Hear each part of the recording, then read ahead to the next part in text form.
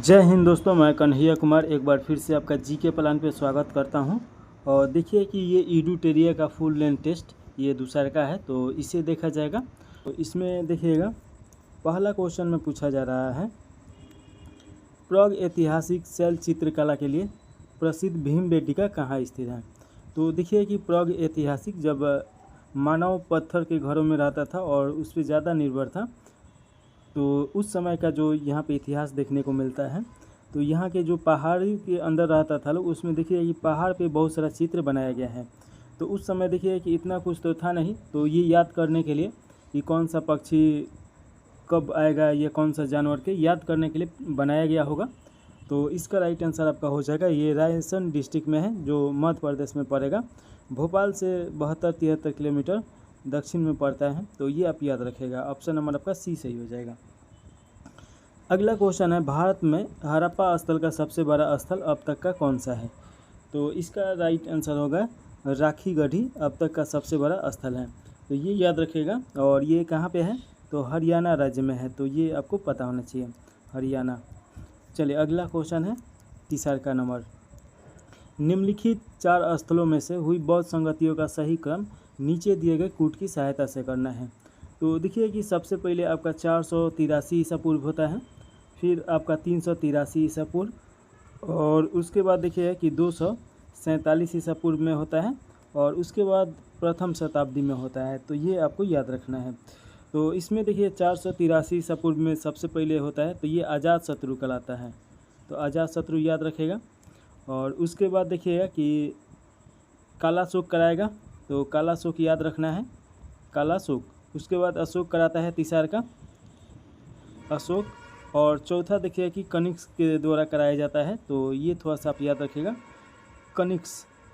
पहला जो हुआ था ये आपका राजगीर में हुआ था, दूसरा का मगध में हुआ था, दूसरा का आपका वैशाली में हुआ था, तीसरा का आपका मगध में हुआ था, और चौथा आपका जम्मू कश्मीर में हुआ था। तो ये चारों आप याद रखेगा। अब यहाँ पे देखिएगा कि ये क्रम से सजाना है। तो सबसे पहले राजगीर, तो ऑप्शन आपका डी 1 नंबर पे आ जाएगा। उसके बाद वैशाली आ जाएगा, कालाशोक के काल में कराया गया था। इसके बाद पाटलिपुत्र आ जाएगा, और उसके बाद कुंडलवन आ जाएगा जो कि कनिष्क के काल में कराया गया था। तो ए डी ए और सी बी हो जाएगा, ऑप्शन नंबर आपका ए सही है। चलिए अगला क्वेश्चन है, इसमें पूछा जा रहा है, निम्नलिखित कथनों पर विचार कीजिए और सही कथन का इसमें चुनाव करना है।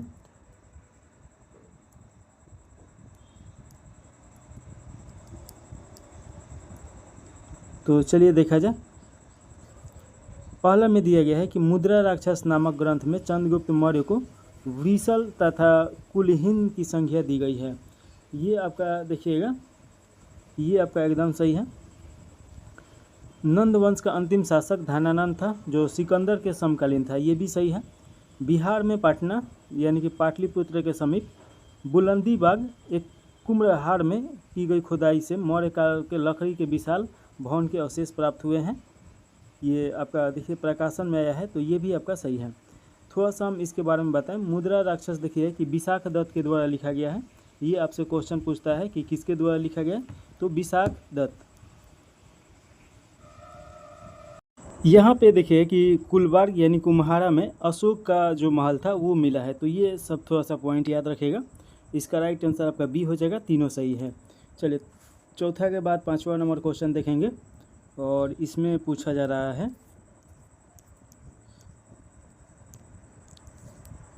निम्नलिखित कथन और कारक दिया गया है, उसमें बताना है। तो पहला में दिया गया है कथन में, कुषाण शासक फारस की खाड़ी और लाल सागर से होकर व्यापार करते थे। तो देखिए कि ये आपका सही है। कारक में देखिए कुषाणों की नौसेना सुसंगठित और उच्च कोटि की थी। ये आपका एकदम गलत हो जाएगा। जम्मू कश्मीर के आसपास देखिए कि आपका समुद्र से वो सीमा नहीं लगाता है, तो उनके पास नौसेना की सुविधा नहीं था।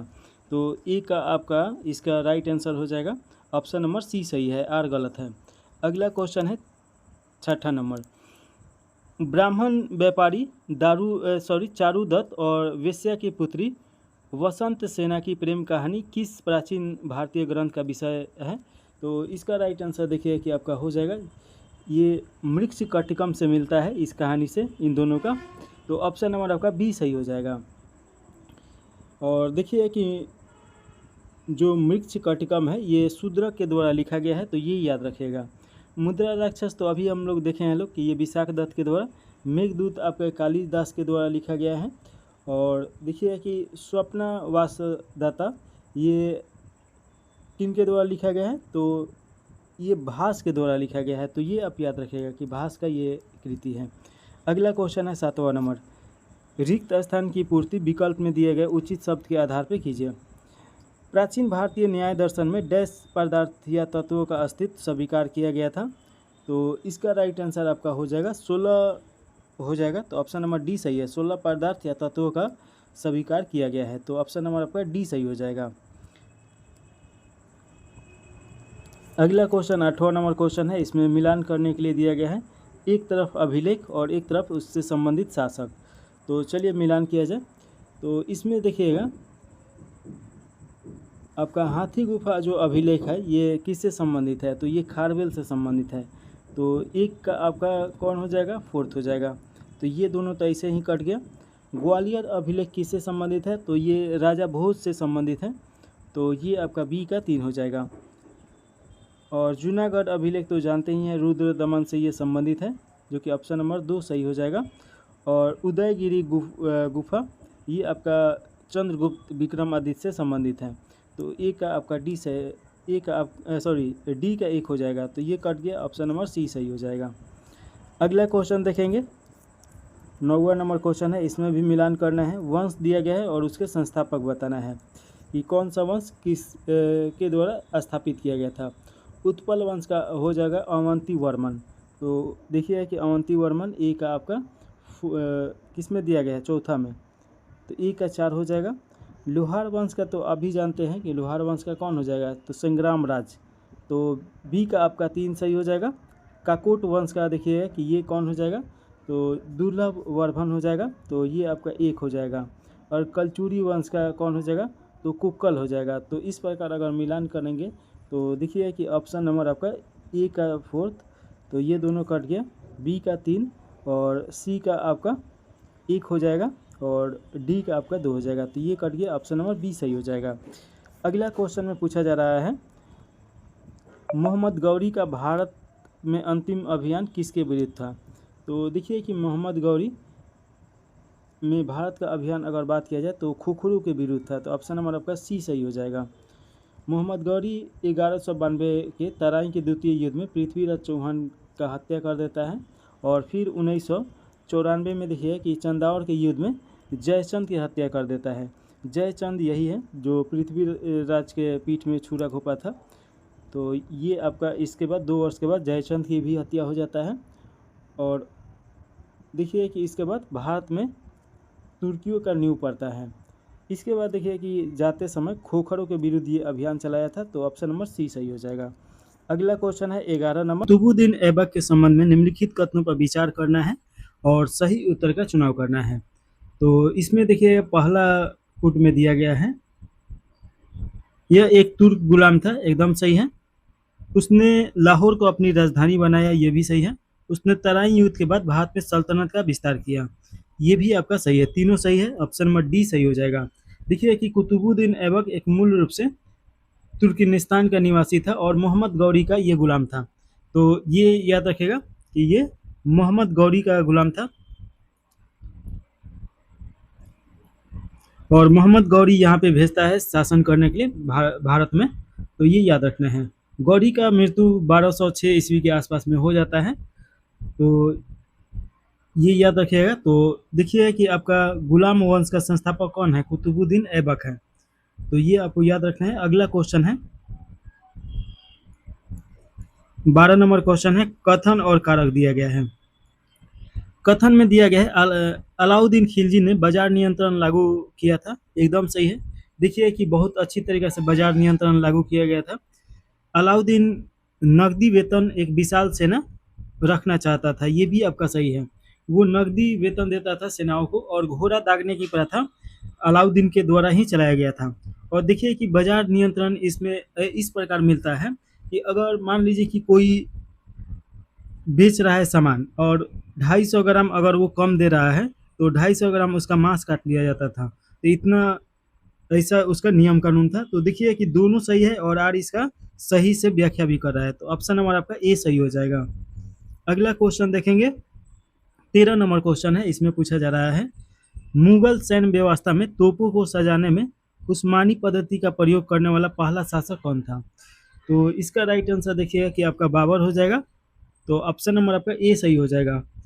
देखिए कि बाबर 1526 में भारत में आता है और 1530 तक ये भारत में रहता है। उसके बाद देखिएगा कि शेरशाह सूरी से हारता है और यहाँ से चला जाता है।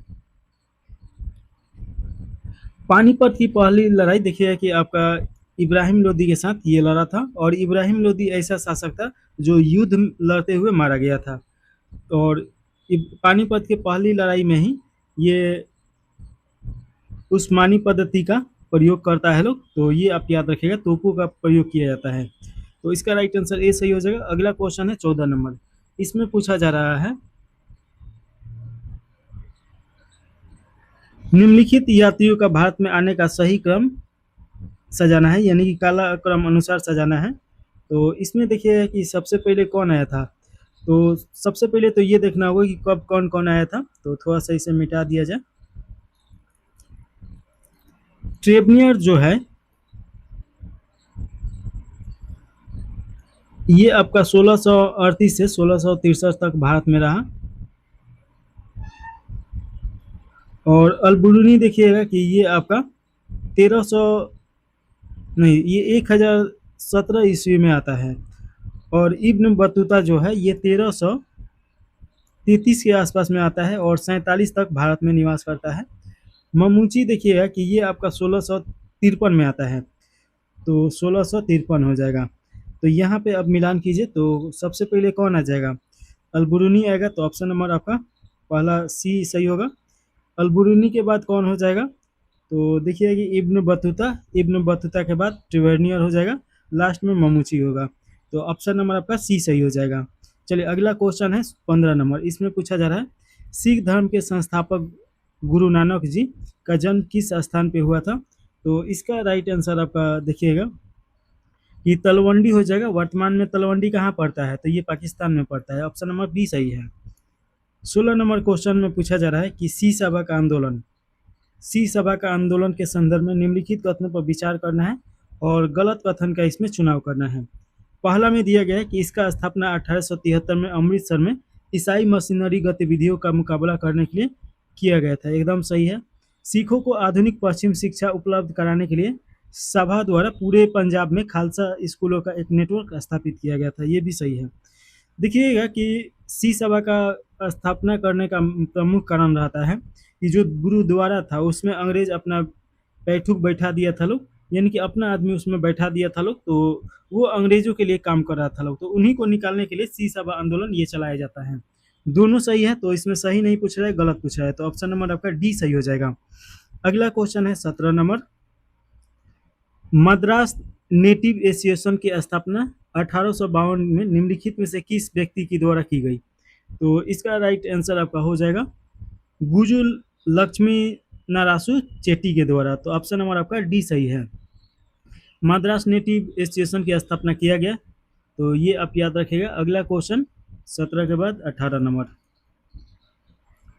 नो चेजर्स के रचनात्मक कार्यक्रम के संबंध में निम्नलिखित कथनों पर विचार कीजिए और निम्न में से कौन सा कथन गलत है ये बताना है। पहला में दिया गया है कि हाथ से कताई और खादी को आर्थिक राजनीतिक प्रतिरोध के रूप में बढ़ावा देना, ये आपका एकदम सही है। व्यापार राजनीतिक लाभबंदी के लिए हिंदू मुस्लिम एकता को एक अनिवार्य शर्त मानना, ये भी सही है। समावेशी राष्ट्रवादी एकजुटता स्थापित करने के लिए अस्पृश्यता का उन्मूलन, ये भी सही है। असहयोग आंदोलन के दौरान राष्ट्रव्यापी स्कूल सहित सभी शिक्षण संस्थाओं का बहिष्कार, ये आपका गलत हो जाएगा। देखिए 1 2 3 ये सही है, डी गलत है। इसका राइट आंसर डी सही हो जाएगा। देखिए कि राष्ट्रव्यापी आपका स्कूलों सहित सभी शिक्षण सहित का बहिष्कार नहीं था। इसमें अंग्रेजी जो शिक्षण संस्था था उसका बहिष्कार करने के लिए बोला गया था। तो ये आपका गलत हो जाएगा। 18 के बाद 19 नंबर क्वेश्चन देखिएगा। इसमें पूछा जा रहा है कि नेहरू रिपोर्ट के संबंध में निम्नलिखित घटनाओं को सही कालक्रम अनुसार व्यवस्थित करना है। तो इसमें सबसे पहले देखिएगा,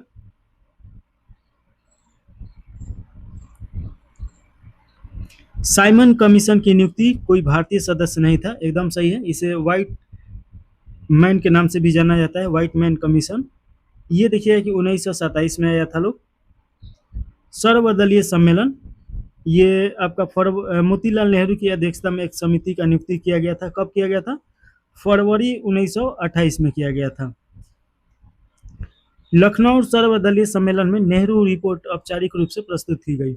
तो ये देखिए कि अगस्त 1928 में प्रस्तुत किया गया, तो ये अगस्त 1928 हो जाएगा। जिन्ना ने नेहरू रिपोर्ट के जवाब में अपने 14 सूत्र प्रस्तुत किए, तो ये कब प्रस्तुत किए? तो ये आपका मार्च 1929 हो जाएगा, मार्च 1929। अब इस प्रकार अगर सजाएंगे लोग तो देखिए कि सबसे पहले कौन आएगा। सबसे पहले 1 आ जाएगा, 1 के बाद आपका 2 आ जाएगा, 2 के बाद 3, 3 के बाद 4 आ जाएगा। तो 1 2 3 4, ऑप्शन नंबर ए सही हो जाएगा। अगला क्वेश्चन है 20 नंबर क्वेश्चन। अभिनव भारत सोसाइटी के बारे में निम्नलिखित कथनों पर विचार कीजिए और सही उत्तर का इसमें चुनाव करना है। तो इसमें देखिए कि पहला में दिया गया, इसका स्थापना 1904 में नासिक में किया गया था। ये आपका एकदम सही है। और किनके द्वारा किया गया था? तो ये भी याद रखिएगा, विनायक दामोदर दास सावरकर के द्वारा किया गया था। यह एक इतालवी राष्ट्रवादी मैगजीन से प्रेरित था। ये आपका देखिए कि ये भी सही है। इसने राजनीतिक संघर्ष के संवैधानिक तरीकों की खुले तौर पे वकालत की। देखिए कि ये संवैधानिक तौर के खुले तौर पे वकालत नहीं किया, ये एक गर्म दल के रूप में काम किया और इसका मानना था कि सिर्फ बातचीत से कुछ होने वाला नहीं है। तो ये आपका गलत हो जाएगा। 1 और 2 सही है, तो ऑप्शन नंबर आपका सी सही हो जाएगा। 20 के बाद 21 नंबर क्वेश्चन है, नासिक षड्यंत्र मामला 1909 सीधे तौर पर किस घटना से जुड़ा हुआ था? तो इसका राइट आंसर देखिए कि आपका टीएमटी जैक्सन की हत्या के ये मामला से जुड़ा हुआ था। तो ये आप याद रखिएगा।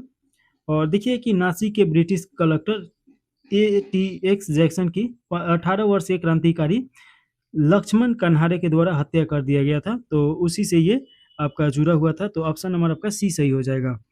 21 के बाद 22 नंबर क्वेश्चन में पूछा जा रहा है, कथन और कारण दिया गया है। तो अभी कथन में देखिएगा, इंडियन नेशनल लिबरल फेडरेशन ने अपनी सीमाओं के बावजूद मॉन्टेग्यू चेम्सफोर्ड सुधार का समर्थन किया। ये आपका एकदम सही है। कारण देखिए कि लिबरल फेडरेशन टकराव के बजाय क्रमिक संवैधानिक प्रगति और ब्रिटिश अधिकारियों के साथ सहयोग में विश्वास रखता था। ये भी सही है। तो दोनों देखिए सही है और इसका सही से डिस्कशन भी करा है। तो ऑप्शन नंबर आपका ए सही हो जाएगा। चलिए अगला क्वेश्चन है 23 नंबर क्वेश्चन। इसमें पूछा जा रहा है, अखिल भारतीय ट्रेड यूनियन कांग्रेस के बारे में निम्नलिखित कथनों पर विचार करना है और सही कथन का चुनाव करना है। पहला में दिया गया है कि दीवान चमन लाल इसके पहले अध्यक्ष थे और लाला लाजपत राय इसके महासचिव थे। ये आपका गलत हो जाएगा। देखिए कि लाला लाजपत राय इसके अध्यक्ष रहते हैं और चमन लाल इसके महासचिव रहते हैं। तो ये आपका पहला ऑप्शन गलत हो गया। दूसरा का देखिए, इसकी स्थापना 1920 में नासिक में हुई थी। ये आपका गलत हो जाएगा। 1920 में इसका स्थापना मुंबई में किया गया था। अपनी स्थापना के समय से ही इस पे कम्युनिस्ट विचारधारा का वर्चस्व था। ये आपका गलत हो जाएगा। स्थापना के समय देखिए कि लाला लाजपत राय और दीवान चमन लाल जैसे राष्ट्रवादी नेता थे। बाद में देखिए कि इनके मृत्यु के बाद इसमें डांगे और बहुत सारे कम्युनिस्ट का इसमें प्रवेश होता है। तो देखिए कि तीनों आपका गलत है। तो ऑप्शन नंबर आपका डी सही हो जाएगा। 23 के बाद 24 नंबर क्वेश्चन में पूछा जा रहा है कि NM लोखंडे के बारे में निम्नलिखित कथनों पर विचार कीजिए और सही कथन का चुनाव करना है। पहला में दिया गया है, इन्हें भारत में ट्रेड यूनियन आंदोलन का जनक माना जाता है। एकदम सही है। इन्होंने 1890 में बॉम्बे मिल हैंड्स एसोसिएशन की स्थापना किया। ये भी आपका सही है। तो दोनों सही है, तो ऑप्शन नंबर सी सही हो जाएगा। अगला क्वेश्चन है, भारत की कृषि और ग्रामीण अर्थव्यवस्था की स्थिति के जांच करने और उस पर रिपोर्ट देने के लिए निम्नलिखित में से किस आयोग की स्थापना किया गया था? तो ये बताना है कि किस आयोग की स्थापना किया गया था। तो थोड़ा सा इसमें देखिएगा, जो ली आयोग है ये उच्च सिविल सेवाओं के लिए 1923 में इसका स्थापना किया गया था उस पर अनुशंसा करने के लिए। और मूडी मैन आयोग देखिए कि 1924 में इसका स्थापना किया जाता है, और जातीय संरचना और लोक सेवा की द्वैत शासन प्रणाली के बारे में बताने के लिए। लिंथांगो आयोग देखिए कि ये किससे संबंधित था, तो ये आपका संबंधित था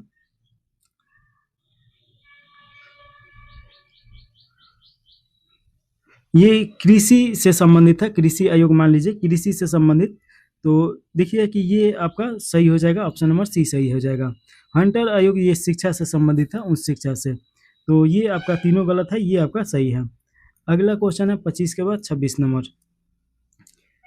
भारतीय राष्ट्रवाद में स्वदेशी आंदोलन के निम्नलिखित योगदान पर विचार कीजिए और सही उत्तर का चुनाव करना है इसमें। तो पहला में दिया गया है, इससे स्वदेशी उद्योग और उद्यमिता को बढ़ावा मिला, एकदम सही है। इसने राष्ट्रीय शिक्षण संस्थाओं की स्थापना के लिए प्रेरित किया, ये भी सही है। इसके परिणाम स्वरूप बंगाल का विभाजन तत्कालीन रद्द कर दिया गया, ये आपका गलत हो जाएगा। तत्काल रद्द नहीं किया गया, रद्द किया गया आपका 1911 के समय, तो ये आपका गलत हो जाएगा। चलिए अगला क्वेश्चन है 27 नंबर 26 के बाद। तो ये तो आपका 1 2 सही है, तो ये आपका बी सही हो जाएगा। 26 के बाद 27 नंबर क्वेश्चन देखिए, मेरठ षड्यंत्र केस 1929 के बारे में निम्नलिखित कथनों पर विचार कीजिए और सही उत्तर का चुनाव करना है। पहला में दिया गया, इसमें प्रमुख ट्रेड यूनियन और कम्युनिस्ट नेताओं की गिरफ्तारी शामिल थी, ये आपका एकदम सही है। S.A. डांगे इस मामले में अभियुक्त में से एक थे, ये भी आपका सही है, दोनों सही है, तो ऑप्शन नंबर सी सही हो जाएगा।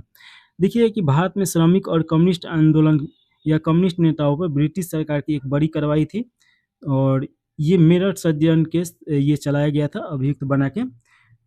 तो ये देखिए कि ऑप्शन नंबर आपका सी सही हो जाएगा। अगला क्वेश्चन है 28 नंबर, निम्नलिखित में से कौन सा कथन उप संक्रमण या उप जागीरदारी शब्द की सही व्याख्या करता है। तो इसका राइट आंसर देखिए कि जमींदारों और असल किसानों के बीच बिचौलिए की कई परतें बनना, ये आपका सही इसका डिफिनेशन बता रहा है, तो ऑप्शन नंबर आपका ए सही हो जाएगा।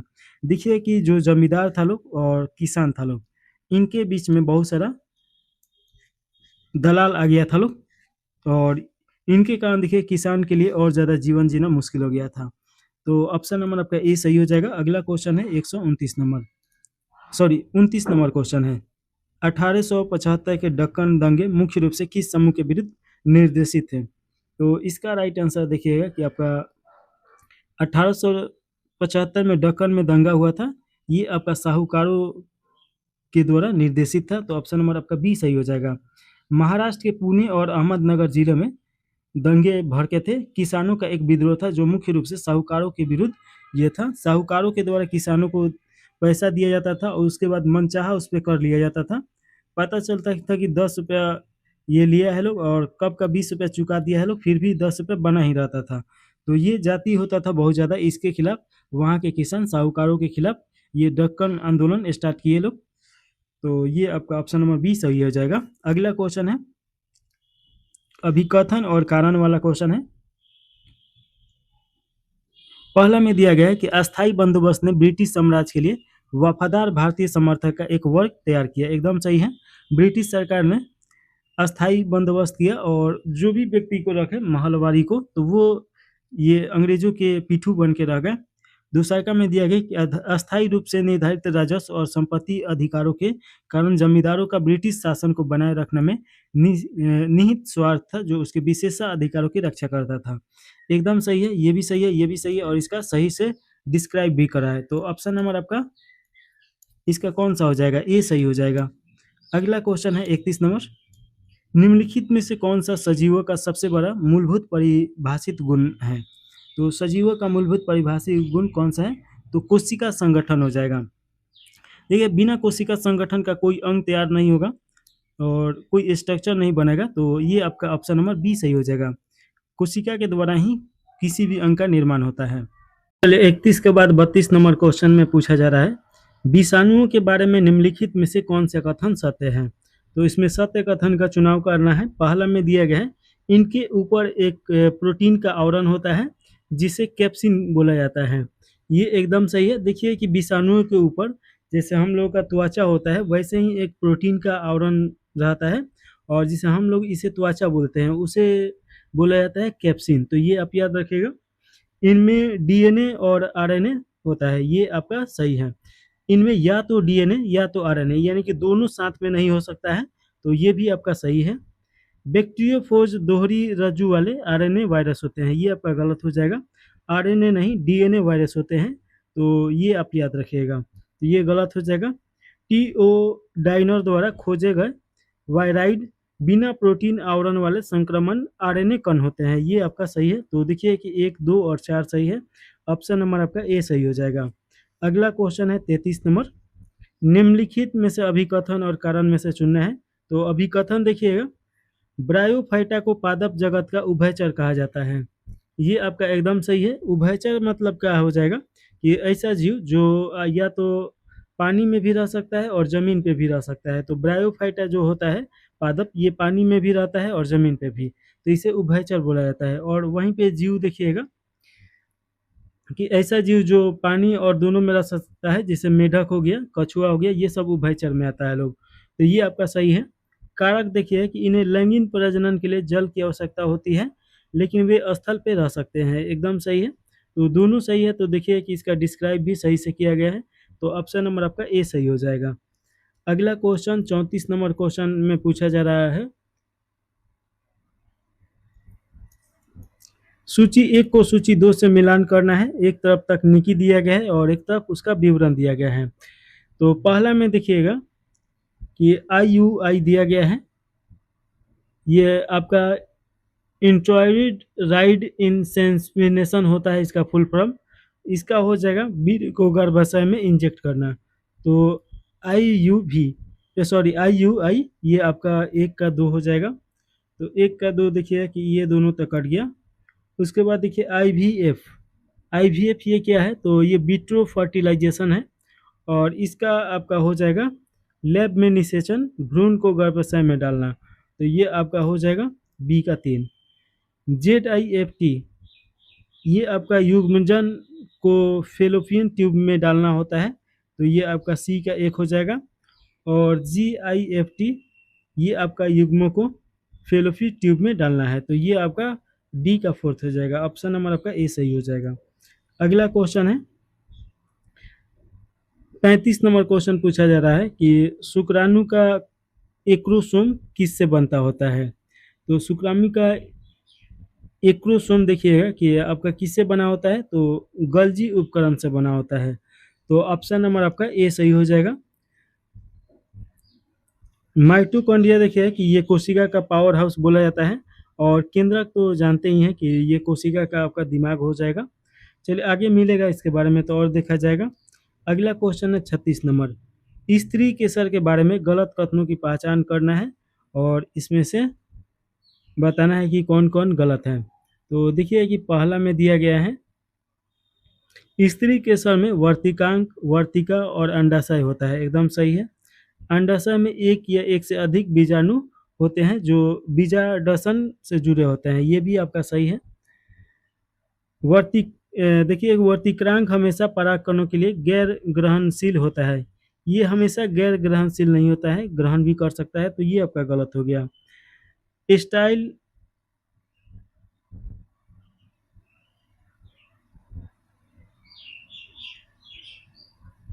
देखिए कि स्टाइल वह लंबा भाग है जो स्टिग्मा को अंडाशय से जोड़ता है।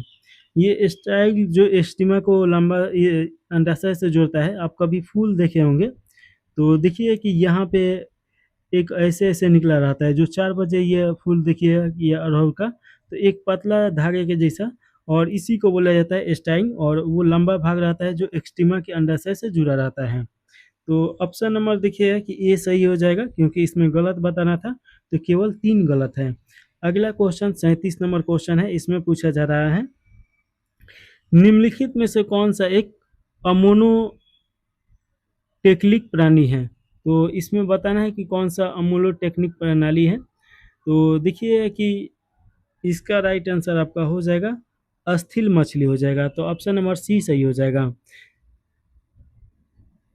अच्छा एक चीज बताइए कि अमोनोटेक्लिक मतलब क्या हो जाएगा। तो ऐसा प्राणी जो अमोनियम आपका उत्सर्जित करता हो, तो देखिए कि जो ये मछली होता है लोग, ये अमोनियम उत्सर्जित करता है लोग, तो ये आपका सी सही हो जाएगा। अगला क्वेश्चन है, मानव के पश्चपाद यानी पैरों की हड्डियों का क्रम समीपन से दूरस्थ की ओर इस प्रकार है। तो इसका राइट आंसर देखिए कि सबसे पहले आपका फीमर आ जाएगा, फीमर के बाद टिबिया आ जाएगा। और तो देखिए कि फीमर और टिबिया इन दोनों में नहीं दिया है, तो ये कर दीजिए। फीमर हो जाएगा, टिबिया हो जाएगा, टॉर्सल हो जाएगा, मेटाटॉर्सल हो जाएगा और फेलेजेंस हो जाएगा। देखिए फीमर जो है ये मानव शरीर का सबसे बड़ा हड्डी है, तो ये याद रखिएगा जांघ में होता है। और इसी के बाद जो घुटना के पास में जो होता है उसे टिबिया बोला जाता है। और उसके नीचे जो खोखला भाग होता है वो आपका जो लंबा सा रहता है वो टॉर्सल होता है। और टॉर्सल के नीचे देखिएगा कि जहाँ से ज्वाइंट होता है मेटासल्स बोला जाता है। और उसके बाद जो उंगली जुड़ा रहता है उसे फेलोजेंस बोला जाता है। तो ऑप्शन नंबर आपका ए सही हो जाएगा। 38 के बाद 39 नंबर क्वेश्चन देखिएगा। इसमें आपका अभिकथन और कथन दिया गया है। तो पहला में पूछा दिया गया है, पैरासिम्पैथेटिक तंत्रिका तंत्र को आराम और पाचन तंत्र कहा जाता है। तो ये देखिए कि ये आपका एकदम सही है। यह हृदय गति को कम करता है और पाचन को उत्तेजित करता है, ये भी आपका सही है। और इसका सही ये अभिकथन मतलब इसका डिस्क्राइब भी कर रहा है, तो ऑप्शन नंबर ए सही हो जाएगा।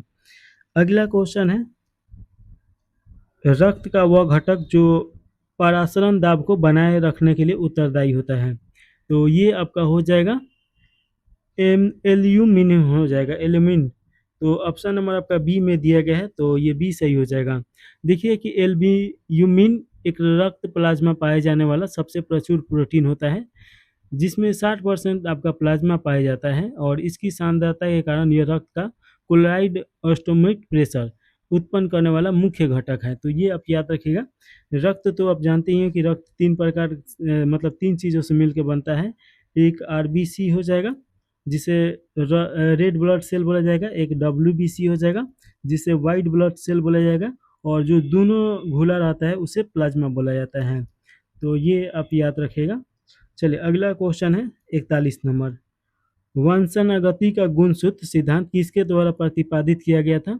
तो इसका राइट आंसर आपका हो जाएगा सटन और बावेरी के द्वारा ये सिद्धांत दिया गया था। तो ऑप्शन नंबर बी सही है। अगला क्वेश्चन है, प्रोक्रिएटिक्स या प्रोकैरियोट्स में वह स्टार्च कोडन जो फार्मिंग मेथियोनिन के लिए कोड करता है। तो ये आपका हो जाएगा यू आपका देखिएगा कि AUG हो जाएगा। ऑप्शन नंबर आपका ए सही हो जाएगा।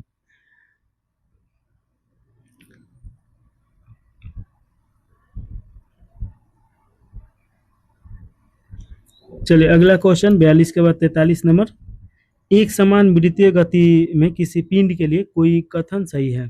तो सॉरी ये आपसे पूछा है कि पिंड के लिए कौन से कथन सही है, तो इसमें कौन कौन कथन सही है ये बताना है। पहला में दिया गया है कि अभिकेंद्रीय बल द्वारा किया गया कार्य शून्य होता है, ये आपका एकदम सही है। वस्तु की गतिज ऊर्जा स्थिर रहती है, ये भी आपका सही है। और अभिकेंद्रीय बल द्वारा दी गई शक्ति शून्य होता है, तो जब कार्य शून्य होगा तो शक्ति भी शून्य होगा, ये तो एकदम सही है। कुल यांत्रिक ऊर्जा स्थिर रहती है, ये आपका गलत हो जाएगा, यांत्रिक ऊर्जा स्थिर नहीं रहता है। तो देखिए कि अभिकेंद्रीय बल द्वारा किया गया कार्य शून्य होता है। एक समान वृत्तीय गति से किसी पिंड के लिए ये बात किया जा रहा है, यानी कि एक गोला है और यहाँ एक कोई पिंड है जो ये चक्कर लगा रहा है। तो देखिएगा उस कंडीशन में केंद्रीय बल ये आपका शून्य होगा, ये तीनों कंडीशन सही होगा। तो ऑप्शन नंबर आपका ए सही हो जाएगा, 1 2 3 सही है। अगला क्वेश्चन है 44 नंबर, थर्मल पावर प्लांट में होने वाले निम्नलिखित ऊर्जा रूपांतरण को सही क्रम में व्यवस्थित कीजिए। तो देखिए कि सही क्रम में व्यवस्थित करना है, तो पहला में दिया गया है ऊर्जा पावर प्लांट के होने वाले निम्नलिखित ऊर्जा रूपांतरण को सही क्रम में व्यवस्थित करना है। ये आपका तापीय ऊर्जा हो जाएगा। उसके बाद देखिएगा कि आपका भाप की यांत्रिक ऊर्जा हो जाएगा, फिर आपका टरबाइन की ऊर्जा हो जाएगा, फिर विद्युत ऊर्जा होगा। तो ऑप्शन नंबर आपका ए सही हो जाएगा।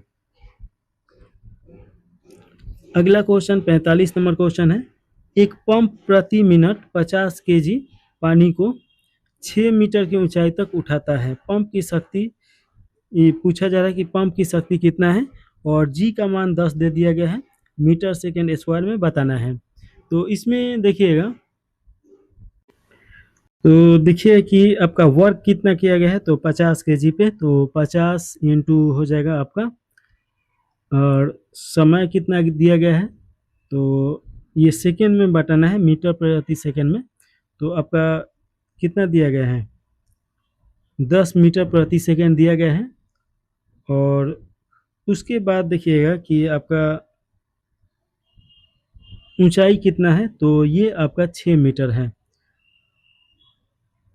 तो ये मीटर प्रति सेकेंड यहाँ पे हो जाएगा, और 6 मीटर ऊंचाई है। तो इसमें जब गुना भाग कीजिएगा तो कितना आ जाएगा, 50, 500, 500 इंटू 6, 3000 हो जाएगा। जब आप गुना कराइएगा तो करा लीजिए, ये आपका 600, और 600 में 500 से गुना कीजिएगा 3000। तो ये 3000 हो गया। अब देखिए कि 1 मिनट में कितना सेकेंड होता है, मीटर सेकेंड में बताना है, तो चेंज करना पड़ेगा, तो 60 होता है। तो आपका ये चेंज कीजिएगा तो कितना हो जाएगा, 1 मिनट में 60 सेकेंड। तो ये जूल में दिया गया है, तो अगर इसमें आपका 60 से कराएं तो ये आपका कट गया, और 6 पाँचे 30, 0, 50, 50 वाट हो जाएगा। तो ऑप्शन नंबर आपका बी सही है। अगला क्वेश्चन है 46 नंबर, हवा में ध्वनि की गति के बारे में कौन से कथन सही है। तो हवा में ध्वनि की गति के बारे में कौन सा कथन सही है, ये बताना है। तो देखिए कि पहला में दिया गया है, यह तापमान के साथ बढ़ता है। तो ये आपका एकदम सही है, जब तापमान बढ़ेगा तो ध्वनि का चाल भी बढ़ेगा। स्थिर तापमान पर यह दाब से स्वतंत्र होता है। स्थिर ताप से दाब दाब का कोई प्रभाव इस पर नहीं पड़ता है ध्वनि के चाल के, तो ये भी आपका सही है। ये आर्द्रता के साथ बढ़ता है, ये भी सही है। देखिए कि बरसात के दिनों में ज़्यादा दूर तक आवाज़ जाता है। यह नम्र हवा के तुलना में सूखी हवा में अधिक होता है, ये आपका गलत हो जाएगा। नम्र हवा में ज़्यादा स्पीड में ट्रेवल करेगा, क्योंकि जो ध्वनि होता है किसी न किसी माध्यम से ट्रेवल करता है। तो जब नमी रहेगा तो वहाँ पे ज़्यादा कण होगा, तो ज़्यादा दूर तक वो ट्रेवल करेगा। तो ये 1, 2, 3 सही है। तो इसका राइट आंसर आपका ए में दिया गया है, तो राइट आंसर ए सही हो जाएगा। अगला क्वेश्चन 47 नंबर है, एक ग्रह का द्रव्यमान पृथ्वी से दुगना और त्रिज्या भी दुगनी है, इसकी सतह पर गुरुत्वाकर्षण के कारण त्वरण है। तो इसके सतह पर गुरुत्वाकर्षण के कारण त्वरण कितना हो जाएगा, तो 4 इंटू आपका 9 एम मिनट सेकेंड स्क्वायर हो जाएगा। तो ऑप्शन नंबर आपका ए सही हो जाएगा। देखिए इसमें क्या करना है, दुगुना कह रहा है, तो इसमें आपका 1 बराबर कितना होता है, 9.8 मीटर प्रति सेकेंड स्क्वायर होता है त्वरण। तो इसमें 2 से भाग दे दीजिएगा, आंसर आ जाएगा। अगला क्वेश्चन है 47 के बाद 48 नंबर, 60 किलोग्राम द्रव्यमान का एक व्यक्ति लिफ्ट के अंदर रखी एक तौल यानी कि बोइंग के मशीन पर खड़ा है। लिफ्ट 2 मीटर प्रति सेकेंड के त्वरण से ऊपर की तरफ जा रही है। बोइंग मशीन की रीडिंग में क्या होगा। यहाँ पे ग्रेविटी का मान 10 दिया गया है मीटर प्रति सेकेंड में, इस पे आपको निकालना है। तो देखिए कि जब इसको निकालिएगा तो आपका कितना 60 केजी दिया गया है, तो 60 इंटू आपका कितना दिया गया है, 10 आपका हो जाएगा 10 मीटर प्रति सेकेंड, और प्लस 2 मीटर प्रति सेकेंड दिया गया है। इसे आप निकालिएगा तो कितना हो जाएगा, तो ये आपका 600, ये आपका मीटर सेकेंड है, तो इसमें बदलिएगा तो ये आपका 720 निकल के आएगा, और इसमें 10 से भाग दीजिएगा तो कितना 72 हो जाएगा। तो ऑप्शन नंबर बी सही हो जाएगा। अगला क्वेश्चन है 48 के बाद 49 नंबर, 20 सेंटीमीटर फोकस दूरी वाले एक उत्तल लेंस को 30 सेंटीमीटर फोकस दूरी वाले एक अवतल लेंस के संपर्क में रखा गया है, इस संयोजन की क्षमता है। तो इस संयोजन की क्षमता देखिए कि आपका कितना हो जाएगा, तो ऑप्शन नंबर बी सही हो जाएगा, -1.67। और ये डियोप्टर में मापा जाता है, तो ये याद रखिएगा। तो -1.67 डियोप्टर हो जाएगा। 49 के बाद 50 नंबर क्वेश्चन में पूछा जा रहा है,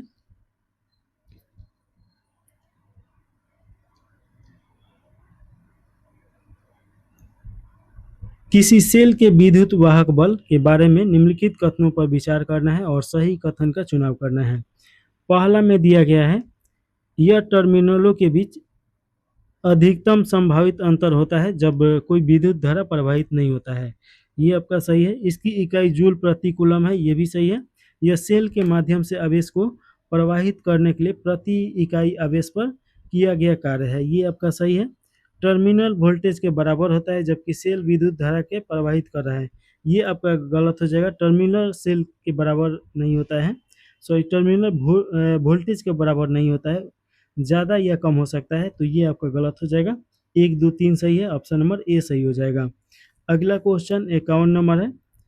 एक गैल्वेनोमीटर में 1 एम्पियर में बदला जा सकता है यदि 7 जोड़ दिया जाए, तो 7 क्या जोड़ने के बाद ये बदला जा सकता है, तो इसका राइट आंसर आपका हो जाएगा समानांतर क्रम में निम्न प्रतिरोध जोड़ दिया जाए, तो ऑप्शन नंबर आपका बी सही हो जाएगा। स्तंभ एक को स्तंभ से सुमेलित करना है और बताना है कि कौन सा हो जाएगा। तो देखिए कि इसमें आपका दाएं हाथ के अंगूठे का नियम ये किससे संबंधित है, तो देखिए कि ये आपका प्रेरित धारा की दिशा ये बताया जाता है, ये आप एनसीईआरटी में देखे होंगे। फ्लेमिंग का वास्तव नियम ये किससे संबंधित है, तो ये तार के चारों ओर चुंबकीय क्षेत्र की दिशा दर्शाता है। फ्लेमिंग का दाएं हाथ का नियम ये आपका देखिए कि धारावाही चालक और बल की दिशा दर्शाता है, तो इसका राइट आंसर आपका हो जाएगा ऑप्शन नंबर बी सही हो जाएगा। चलिए 52 के बाद 53 नंबर क्वेश्चन देखेंगे। इसमें पूछा जा रहा है कि किसी द्रव का वाष्पीकरण होता है। किसी द्रव का वाष्पीकरण का मतलब क्या होगा कि जैसे कि पानी है तो पानी का वाष्प में बदलना ही द्रव का वाष्पीकरण है। अब एक चीज़ समझिए कि जब तक पानी खौलेगा नहीं उसके पहले क्या होगा, वो वाष्पीकृत होगा, खौलने लगेगा तो वो तो जलने लगेगा। तो यहाँ पे ऑप्शन नंबर आपका बी सही हो जाएगा। क्वथनांक से नीचे के सभी तापमानों पर वाष्पीकरण होता है, तो ये आप याद रखिएगा। तो ऑप्शन नंबर आपका बी सही हो जाएगा। देखिए कि तालाब वाला आपका पानी जब सूखता है तो वो खौल के थोड़े सूखता है, ऐसे ही भाप बन जाता है, तो ये आपका थोड़ा सा कंसेप्ट याद रखना है। तो ऑप्शन नंबर आपका बी सही हो जाएगा। अगला क्वेश्चन है 54 नंबर क्वेश्चन। इसमें पूछा जा रहा है रदरफोर्ड के परमाणु के संबंध में निम्नलिखित में से कौन सा कथन सही है। तो देखिए कि रदरफोर्ड के द्वारा भी परमाणु के लिए काम किया गया था, जिसमें आप देखिएगा कि परमाणु की अधिकांश भाग खाली थी, रदरफोर्ड ने बताया, एकदम सही है। दूसरा का बताया कि नाभिक धन आवेशित है, तो ये भी देखिए ये भी सही है।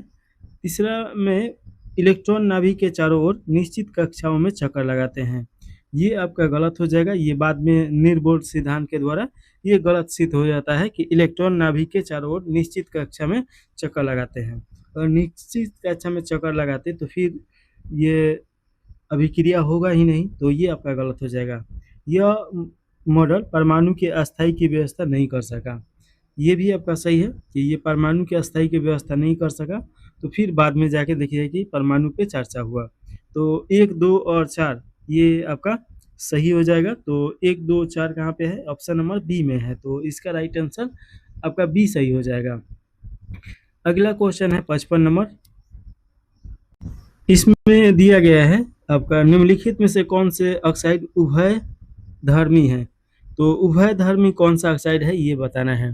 तो देखिए कि आपका एल्युमिनियम ऑक्साइड यहाँ पे दिया गया है और यहाँ पे दिया गया है जिंक ऑक्साइड, तो एल्युमिनियम ऑक्साइड हो जाएगा, एकदम सही है, और जिंक ऑक्साइड भी हो जाएगा। सल्फर और ये नहीं होगा। ये देखिए कि अम्ल के क्षार के रूप में अभिक्रिया करता है लोग दोनों, तो ये दोनों नहीं होगा, तो ऑप्शन नंबर 1 और 2 सही हो जाएगा, तो ये सही है। अगला क्वेश्चन है 56 नंबर। आयनिक यौगिकों के गुणों पर विचार करना है, तो इसमें देखिए पहला में दिया गया है आयन मतलब क्या होता है कि या तो धन अवस्थित हो जाएगा तो उसी को आयन बोला जाएगा। तो पहला में दिया गया है कि उच्च गलनांक और कथनांक, ये आपका एकदम सही है। दूसरा का में दिया गया ठोस अवस्था में विद्युत का चालन करना, ये आयन नहीं होता है। जल जैसे ध्रुवीय विलायकों में घुलनशील होते हैं, ये आपका सही हो जाएगा। इलेक्ट्रॉनों के स्थानांतरण से बनते हैं, ये भी आपका सही हो जाएगा। तो 56 का राइट आंसर आपका 1, 3 और 4 हो जाएगा। चलिए अगला क्वेश्चन देखेंगे, 57 नंबर क्वेश्चन। निम्नलिखित में से कौन सी एक वियोजन अभिक्रिया है? तो इससे पहले ये समझना होगा कि विजन अभिक्रिया क्या है। विजन अभिक्रिया मतलब होता है कि एक ऑक्साइड दो ऑक्साइड या दो से ज़्यादा ऑक्साइडों में टूट के एक नया वस्तु बनाता है, यानी कि अभिक्रिया करके, तो उसी को बोला जाता है विजन अभिक्रिया या विजन अपघटन। तो यहाँ पे आप देखिएगा ये जो ACO3 दिया गया है, कैल्शियम कार्बोनेट का ये सूत्र है।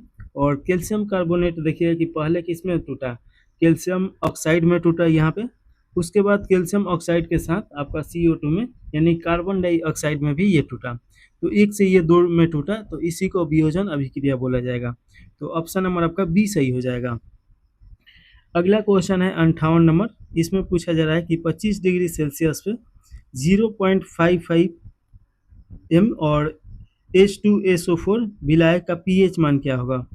तो देखिएगा इसका ये आपका देखिए कि ये जो सूत्र दिया गया है ये आपका सल्फ्यूरिक अम्ल है और इसका pH मान टूट रहा है। तो यहाँ पे आप देखिएगा कि इसका pH मान कितना हो जाएगा, तो 2 हो जाएगा। तो ऑप्शन नंबर आपका बी सही हो जाएगा। pH का मतलब क्या होता है? Power of hydrogen. किसी भी तत्व में जो उस हाइड्रोजन का पावर होता है तो उसको डिनोट करने के लिए pH मान बताया जाता है। तो ये याद रखिए, pH का मतलब क्या होगा? Power of hydrogen. और इसका देखिए दर्शाने के लिए आपका 0 से 14 अंक का जरूरत पड़ता है। इसमें अगर 7 अंक होगा तो उदासीन माना जाता है।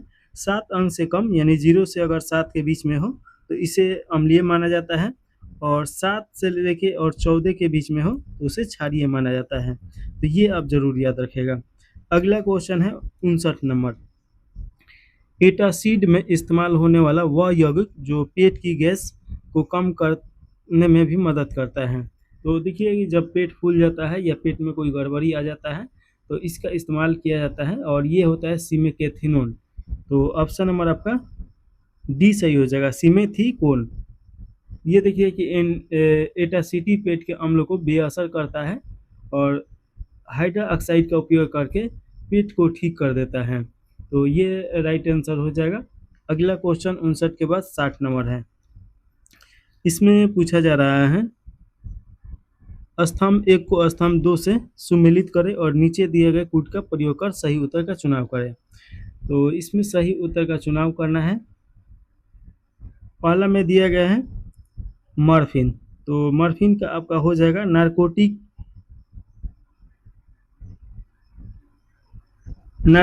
एनाल्जेसिक में इसका उपयोग किया जाता है मॉर्फिन का। एस्प्रिन देखिए कि एनालॉजिस्ट में प्रयोग किया जाता है। एस्प्रिन सर दर्द ये सब में काम आता है। सिमेटिन ये क्या हो जाएगा? तो ये हो जाएगा एंटासिड। तो ये आपका हो जाएगा क्लोरोफेनिकॉल। ये आपका एंटीबायोटिक है क्लोरोफेनिकॉल। तो ये आप याद रखेगा। तो इस प्रकार ऑप्शन नंबर 1 का 4 और पी का 4 हो जाएगा और क्यू का ये आपका 3 हो जाएगा और आर का हो जाएगा 2 और एस का 1। तो ऑप्शन नंबर ए सही हो जाएगा। अगला क्वेश्चन 61 नंबर क्वेश्चन पूछा जा रहा है। निम्नलिखित में से कौन सा कथन विंध्य श्रेणी के बारे में सही नहीं है? तो इसमें गलत बताना है विंध्य श्रेणी के बारे में। पहला में दिया गया है यह लाल बलुआ पत्थर और चूना पत्थर से बना है। ये आपका एकदम सही है। यह गंगा और प्रायद्वीपीय अपवाह तंत्रों के बीच जल विभाजित करता है। ये भी आपका सही है। इसमें धात्विक खनिज प्रचुर मात्रा में पाए जाते हैं। देखिए कि इसमें धात्विक खनिज प्रचुर मात्रा में नहीं पाया जाता है, तो ये आपका गलत हो जाएगा। इसके दक्षिण में नर्मदा घाटी है, ये भी सही है। तो इसका राइट आंसर आपका सी सही हो जाएगा क्योंकि इसमें गलत नहीं बताना था। और देखिए कि लाल बलुआ पत्थर और चूना पत्थर के चट्टान यहाँ पे बहुत ज़्यादा है, तो ये आप याद रखिएगा। अगला क्वेश्चन इसमें सूची 1 को सूची 2 से मिलान करने के लिए दिया गया है। इधर दारा दिया गया है और इधर जुड़ने वाला स्थान दिया गया है। तो दारा का मतलब क्या होता है? तो देखिए कि जब दो पहाड़ी रहता है और इसके बीच में एक समतल स्थलीय यानी एक रास्ता रहता है प्राकृतिक तौर पे, तो वही उसे दारा बोला जाता है। तो ये जाने आने के लिए एक रास्ता देता है, तो ये आप याद रखिएगा। अगला क्वेश्चन, अच्छा इसमें मिलान करना है। तो देखिए बनिहाल दर्रा कहाँ पे है? तो ये श्रीनगर को जम्मू कश्मीर से जोड़ता है। रोहतांग दर्रा कहाँ पे है? तो मनाली और लेह को जोड़ता है। लेले लेलेपला दर्रा को ला भी बोला जाता है, तो ये कहाँ पे है? तो ये आपका गंगटोक और लहासा को जोड़ता है। पीर पंजाल देखिए जम्मू कश्मीर में है, तो ये आपका 1 हो जाएगा। तो 1 का 2 और बी का 3 हो जाएगा। तो 1 का 2 कट गया, ये हो गया, ये भी कट गया। ऑप्शन नंबर आपका बी सही हो जाएगा। तो ये याद रखिएगा। और कुछ याद रखिएगा, और कुछ बता देते हैं। बोमडीला, बोमडीला कहाँ पे है? ये अगर पूछ दिया जाए कि बोमडीला कहाँ पे है, तो बोमडीला आपका अरुणाचल प्रदेश और लहासा को जोड़ता है। दीफू देखिए अरुणाचल प्रदेश और म्यांमार को जोड़ता है। तुजू मणिपुर और म्यांमार को, और पाकसाऊ अरुणाचल प्रदेश और म्यांमार को जोड़ता है। तो ये आप याद रखिएगा। चलिए अगला क्वेश्चन है 63 नंबर। इसमें पूछा जा रहा है कि निम्नलिखित में से कौन सा मृदा संरक्षण का जैविक उपाय है? तो जैविक उपाय इसमें बताना है कूट की सहायता से। पहला में दिया गया है मेड़बंदी। जैविक संरक्षण का मतलब क्या हो गया कि जैसे कि फर्टिलाइजर का बिना उपयोग किए हुए, और भौतिक इसमें नहीं पूछ रहा है कि मेड़बंदी हो जाएगा। भौतिक पूछता तो अब ये हो जाता, तो मेड़बंदी ये गलत हो जाएगा। कुल्हाड़ बंदी ये भी आपका गलत हो जाएगा। पट्टीदार खेती ये आपका सही हो जाएगा। फसल चक्र ये भी सही हो जाएगा।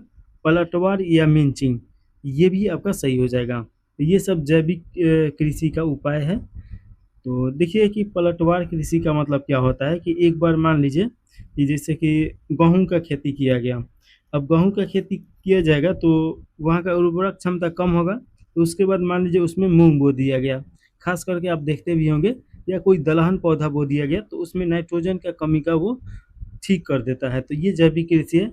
फसल चक्र भी ये आपका बदलते रहना है। और पलटवार या मिंचिंग, जब जैसे धान का खेती खत्म हो गया तो उसमें देखिए कि ये धान का जो पुआल होता है उसको बिछा दिया जाता है ताकि नमी बने रहे। या आप प्लास्टिक भी देखिए कि प्लास्टिक आजकल बिछाया जा रहा है। तो ये सब आपका हो जाएगा 3, 4 और 5। तो 3, 4, 5 ऑप्शन नंबर सी सही हो जाएगा। 63 के बाद देखिएगा। अच्छा एक चीज़ समझिए कि मेड़बंदी किस में आ जाएगा? यांत्रिक उपाय में आ जाएगा। और समुच्च रेखीय कृषि ये भी, और कुल्हाड़ बंदी ये भी आपका किस में आ जाएगा? ये सामाजिक उपाय में आ जाएगा। कुल्हाड़ी से अगर मेंच बंद करना हो तो एक आदमी नहीं चाहिए, बहुत आदमी चाहिए, या एक आदमी भी छोटा खेत रहेगा तो करेगा, तो ये सब आ जाएगा। और जैविक कृषि में फसल चक्र, पट्टीदार खेती, वर्मी कंपोस्ट, जैविक खाद, कृषि वानिकी, वृक्षारोपण ये सब आता है।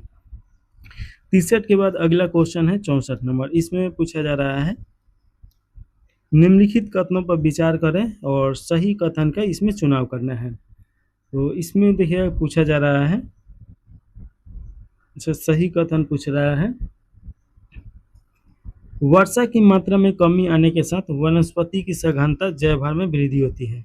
ये आपका एकदम गलत है। जब वर्षा में कमी आएगा तो पोषक तत्व तो मिलेगा नहीं, तो सघनता में वृद्धि नहीं होगा, कमी आएगा। भारत में औसत से अधिक वर्षा वाले क्षेत्रों से कम वर्षा वाले क्षेत्रों की ओर जाने पे उष्णकटिबंधीय वनस्पति का विकास क्रमशः मरुस्थलीय, कंटीले और वनपाती सदाबहार वनों के रूप में मिलता है। ये भी आपका गलत है। देखिए कि जहाँ पे कम वर्षा होता है वहाँ पे उष्णकटिबंधीय वनपाती वन नहीं पाया जाएगा। आपका मरुस्थलीय, कंटीले ये सब पेड़ पौधा मिलेगा, सदाबहार वन भी नहीं मिलेगा। ये भी गलत है। सिनकोना, महागोनी, रोजवुड, बांस एक शुष्क कंटीले वाले वनस्पति हैं, ये भी गलत है। ये आपका उष्णकटिबंधीय वनों में पाए जाते हैं, महागोनी, रोजवुड ये सब। ये सालों भर हरा भरा खेत, मतलब हरा भरा जगह रहता है। तो ये तीनों गलत है। ऑप्शन नंबर आपका डी सही हो जाएगा। अगला क्वेश्चन है 65 नंबर। सूची 1 को सूची 2 से मिलान करना है। एक तरफ स्थानांतरण कृषि और दूसरा का राज्य क्षेत्र पूछ रहा है कि कहाँ पे होता है। तो देखिए कि स्थानांतरण कृषि का मतलब क्या होगा? इसे झूम कृषि के नाम से भी जाना जाता है।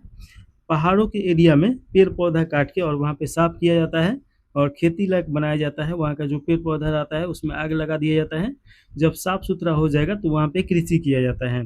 और जब वहाँ का उर्वरक क्षमता खत्म हो जाता है तो दूसरे जगह जाके फिर यही प्रक्रिया चलता है। तो इसे वर्ण कृषि के नाम से भी जाना जाता है और झूम कृषि तो बोला ही जाता है।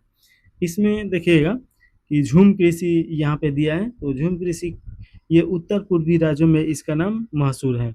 उसके बाद बिगड़ा जो है ये आपका उड़ीसा में बोला जाता है। पेड़ा ये आपका हो जाएगा आंध्र प्रदेश में, और खील हो जाएगा हिमाचल प्रदेश में। तो ये याद रखिएगा। राजस्थान में वालरे या वालतरे बोला जाता है, आंध्र प्रदेश में पोंडू या पेड़ा, मेघालय में देखिए कि बोगमा बोला जाता है, पश्चिमी घाट में कुमारी बोला जाता है, झारखंड में आपका कुरुआ बोला जाता है, और हिमालय क्षेत्र में खील बोला जाता है, मणिपुर में पामलू बोला जाता है, छत्तीसगढ़ के बस्तर जिला और अंडमान निकोबार में दीपा बोला जाता है। तो ये सभी थोड़ा सा याद रखना है। अगला क्वेश्चन है 66 नंबर। इसमें पूछा जा रहा है कि हाल ही में चर्चा में रहा है जीवित जल पुल लिविंग रूट ब्रिज किस राज्य में स्थित है? तो ये आपका मेघालय में हो जाएगा। तो ऑप्शन नंबर आपका सी सही हो जाएगा। देखिए कि भारत के मेघालय राज्य में एक पेड़ मिलता है और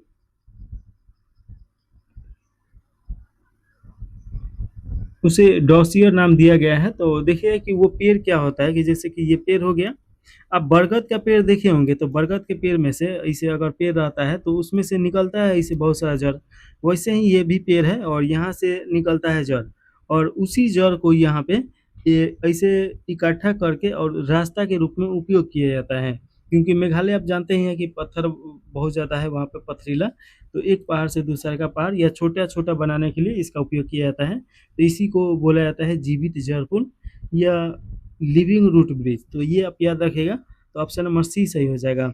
मेघालय की राजधानी कौन सी है ये आप कमेंट करके बताइए। और देखिए कि मेघालय मेघों का देश बोला जाता है। यहाँ पे गारो, खासी, जयंतिया, यहाँ पे आपका पर्वत का नाम रखा गया है, और खट्टे फलों के लिए ये प्रसिद्ध है। और वर्ल्ड में यानी पूरी दुनिया में सबसे ज़्यादा वर्षा चेरापूंजी या मानिसराम में होता है। तो मानिसराम याद रखेगा, पहले चेरापूंजी में होता था लेकिन अब इस चेरापूंजी से ज़्यादा भी मानिसराम में होता है। तो ये सभी आपका पॉइंट याद होना चाहिए। अगला क्वेश्चन 67 नंबर। निम्नलिखित में से कौन सा जल संधि ग्रीनलैंड और बेफिन द्वीप को जोड़ता है? तो जल संधि का मतलब क्या होता है कि ऐसा एक जल का संकीर्ण रास्ता जो दो पॉइंटों को जोड़ता है, या दो देश हो गया, दो पहाड़ हो गया, तो उसी को बोला जाता है जल संधि। अब इसमें पूछ रहा है कि डेविस जल संधि जो है ये इसे जोड़ता है ग्रीनलैंड और बेफिन को। तो ऑप्शन नंबर ए सही हो जाएगा। और वहीं पे देखिए फ्लोरिडा जल संधि, ये फ्लोरिडा और क्यूबा को जोड़ता है। और नियर्स जल संधि देखिएगा, तो ये आपका ग्रीनलैंड और एलिगारो द्वीप को जोड़ता है। हडसन जल संधि बेफिन द्वीप और उनगांव यानी क्यूबेक को जोड़ता है।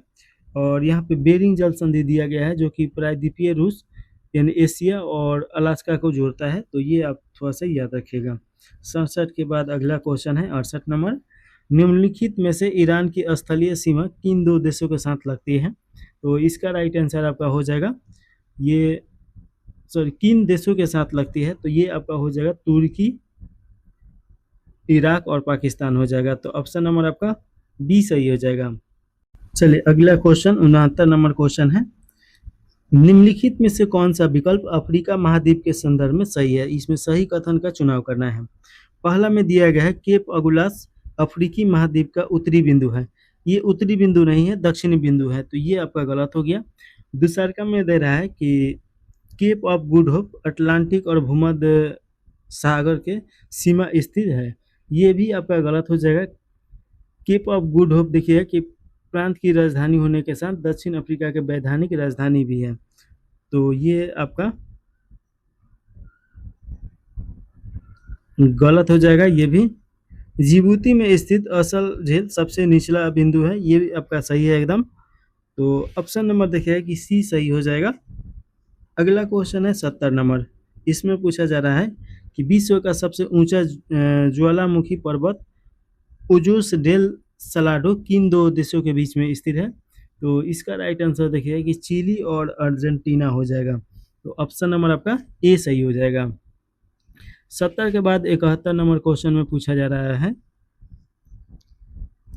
पेशा अधिनियम जिसमें देखिए कि पेशा का मतलब क्या होगा, अनुसूचित क्षेत्र तक पंचायतों का विस्तार अधिनियम 1996 के संदर्भ में निम्न में से कौन सा निकाय सामाजिक और आर्थिक विकास के योजनाओं, कार्यक्रमों और परियोजनाओं को ग्राम स्तर पे पंचायत द्वारा कार्यान्वित करने के लिए हाथ में लिए जाने वाले पहले अनुमोदित करने के लिए स्पष्ट रूप से सशक्त है। तो इसका राइट आंसर देखिएगा कि आपका ग्राम सभा हो जाएगा, इससे संबंधित है, तो ऑप्शन नंबर बी सही हो जाएगा। 72 नंबर क्वेश्चन है, भारत के संविधान के निम्नलिखित में से किस अनुच्छेद में सिक्किम राज्य के संबंध में विशेषाधिकार प्रावधान है। तो यहाँ पे देखिएगा कि इसका राइट आंसर आपका 371 के एफ हो जाएगा, तो ऑप्शन नंबर आपका ए सही हो जाएगा। तो ऑप्शन नंबर सी सही है, और 371 के ए से संबंधित है आपका नागालैंड, तो ये याद रखिएगा। मणिपुर, ये सब भी आपका 371 से ही संबंधित है, तो ऑप्शन नंबर आपका यहाँ पे सी सही है। सिक्किम के बारे में अगर थोड़ा सा देखा जाए तो सिक्किम की राजधानी गंगटोक पड़ेगा, और भारत के सबसे जो ऊंची पर्वत श्रृंखला है तो वो यहीं पे पड़ता है। साथ में याद रखिएगा कि सिक्किम में लेप्चा जनजाति पाया जाता है, लोग लेप्चा। और सिक्किम से ये क्वेश्चन पूछता है कि भारत का कौन सा राज्य है जो पहला जैविक राज्य का दर्जा मिला है, तो सिक्किम को ही मिला है, या ऑर्गेनिक राज्य, तो ये आपका सिक्किम ही हो जाएगा, तो ये याद रखिएगा। अगला क्वेश्चन है, भारत के परिसीमन आयोग के संबंध में निम्नलिखित कथनों पर विचार करें। तो इसमें देखिएगा पहला में दिया गया है और इसमें सही कथन का चुनाव करना है।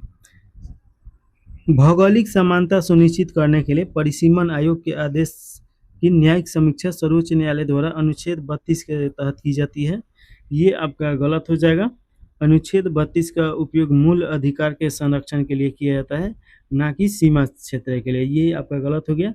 दूसरा का देखिएगा, लोकसभा के पास संवैधानिक अधिकार है कि वो आयोग द्वारा सुझाए गए सीमा परिवर्तनों को अंतिम रूप दिए जाने से पहले उसमें संशोधित करने वाला एक प्रस्ताव पारित करें। देखिए कि जो परिसीमन आयोग का ये आपका निर्णय होगा वही माना जाएगा, ना कि उसमें लोकसभा या राज्यसभा कोई काम नहीं कर सकता है, तो दोनों गलत है। तो ऑप्शन नंबर आपका कौन सा हो जाएगा, डी सही हो जाएगा।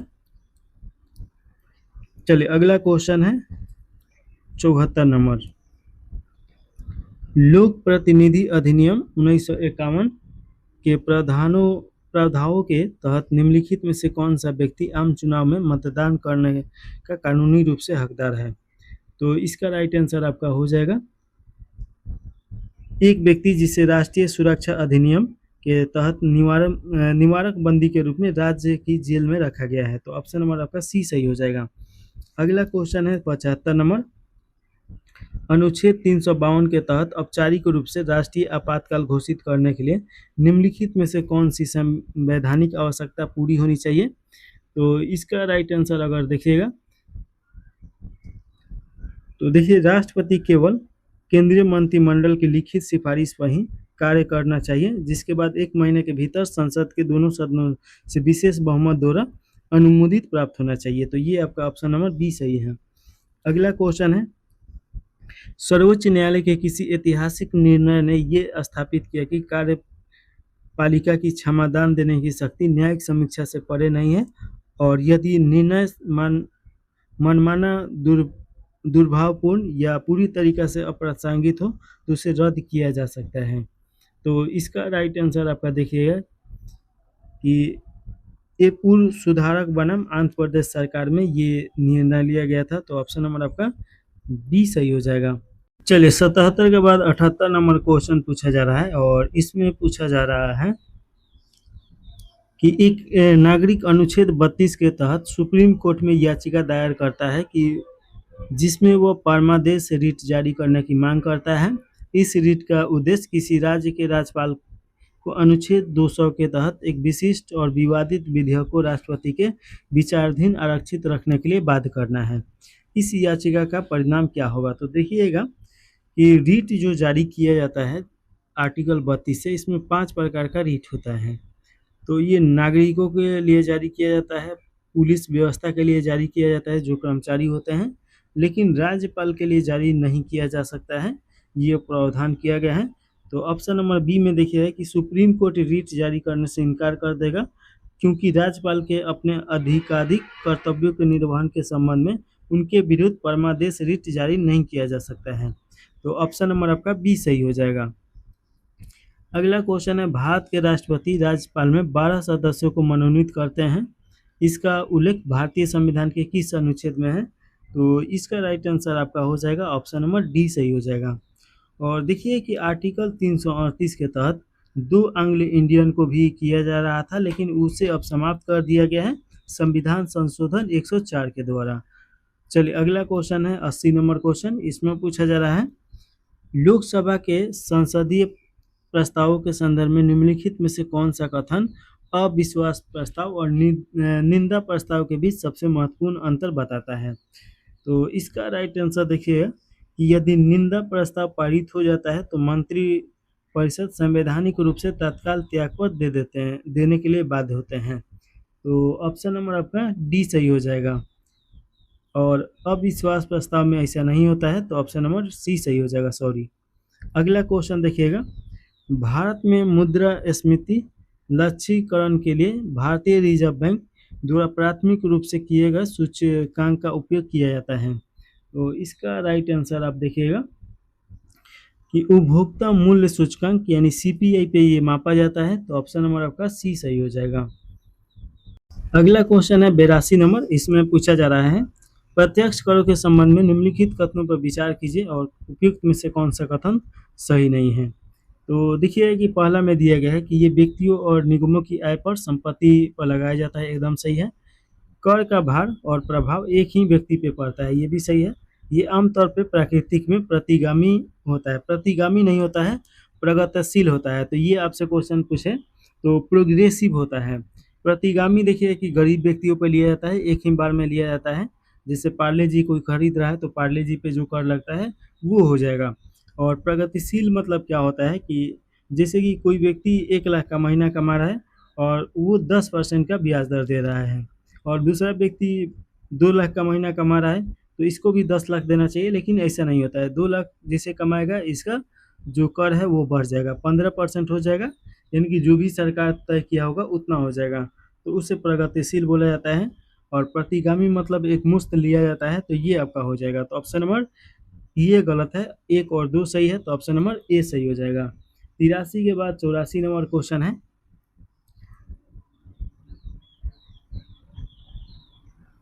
अच्छा 83 नंबर क्वेश्चन है, इसमें 84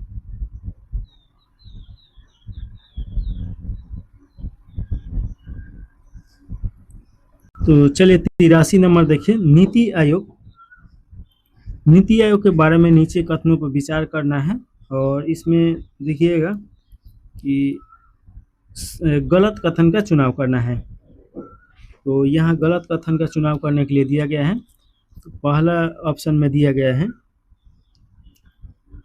यह प्लानिंग के लिए टॉप डाउन दृष्टिकोण अपनाता है, ये गलत हो जाएगा। नीति आयोग देखिए कि योजना आयोग के विपरीत नीति आयोग एक थिंक टैंक के रूप में काम करता है, टॉप डाउन के रूप में काम नहीं करता है, तो ये तो गलत हो गया। प्रधानमंत्री पदेन अध्यक्ष होते हैं, एकदम सही है। इसके पास राज्य सरकारों को फंड आवंटित करने की शक्ति है, ये भी आपका गलत है। फंड आवंटित करने की शक्ति वित्त मंत्रालय को दिया, वित्त आयोग के द्वारा निर्णय लिया जाता है, तो ये आपका 1 और 3 गलत हो जाएगा। नीति आयोग देखिए कि 1 जनवरी 2015 को स्थापित किया गया था योजना आयोग की जगह पे। योजना आयोग देखिए कि टॉप डाउन वो आपका वो योजना लेके आता था, ये एक थिंक टैंक के रूप में काम करता है। तो 83 का राइट आंसर हो जाएगा, ऑप्शन नंबर आपका ए सही हो जाएगा, यानी कि 1 और 3 गलत है। देखिएगा बहुआयामी गरीबी सूचकांक MPI के संबंध में निम्नलिखित कथनों में से कौन सा मुख्य आयाम है? तो इसमें 3 आयाम पे निर्भर करता है। एक आपका स्वास्थ्य हो जाएगा, आय इसमें नहीं गिना जाता है, स्वास्थ्य, शिक्षा और जीवन स्तर। तो देखिए 1, 3 और 4 हो जाएगा। तो ऑप्शन नंबर आपका बी में दिया गया है, तो राइट आंसर बी सही हो जाएगा। तो ये याद रखिएगा कि बहुआयामी गरीबी सूचकांक में आय यानी पैसा का उपयोग इसमें नहीं देखा जाता है, बाकी स्वास्थ्य, शिक्षा और जीवन स्तर देखा जाता है। 85 नंबर क्वेश्चन है, केंद्र सरकार ने FRBM कानून के तहत अपनी दीर्घकालीन राजकोषीय प्रबंधन नीति में बदलाव किया है। वार्षिक राजकोषीय घाटे के लक्ष्यों के बजाय सरकार ने 2031 तक लक्ष्य बनाने के लिए निम्नलिखित में से किस मापदंड को चुना है? तो इसका राइट आंसर देखिएगा कि आपका ऋण से जीडीपी अनुपात, तो ऑप्शन नंबर डी सही हो जाएगा। और देखिए कि एफआरबी कानून के तहत केंद्र सरकार ने 2031 तक ऋण से जीडीपी अनुपात को लक्षित करने के लिए अपनी रणनीति में बदलाव किया है, तो ये आप याद रखिएगा। अगला क्वेश्चन 85 के बाद 86 नंबर क्वेश्चन है, केंद्रीय बजट 2026-27 में विकास संयोजक के रूप में कितने हाई स्पीड रेल गलियारों का प्रस्ताव किया गया है? तो इसका राइट आंसर आपका हो जाएगा 7 रेल गलियारा बनाया जाएगा, तो ऑप्शन नंबर सी सही है। अगला क्वेश्चन है 87 नंबर, बिहार आर्थिक सर्वेक्षण 2025-26 के अनुसार बिहार के किन 3 जिलों में प्रति व्यक्ति सकल जिला घरेलू उत्पाद सर्वाधिक दर्ज किया गया है? तो इसका राइट आंसर आपका हो जाएगा पटना, बेगूसराय और मुंगेर हो जाएगा, तो ऑप्शन नंबर ए सही है। अगला क्वेश्चन है, आय के निम्नलिखित स्रोतों का बिहार बजट 2026-27 के उनके प्रतिशत हिस्से के साथ मिलान करना है। एक तरफ आय का स्रोत दिया गया है, दूसरा का प्रतिशत हिस्सा दिया गया है। तो इसमें देखिएगा कि आपका केंद्रीय करों में राज्य का हिस्सा 45.49% है, और वहीं पे देखिए राज्य सरकार का राजस्व हिस्सा 18.92% है। सार्वजनिक ऋण आपका 17.81 है, और केंद्र सरकार के अनुदान, तो केंद्र सरकार से अनुदान आपका 14.92 है। तो ये आपको याद रखना है,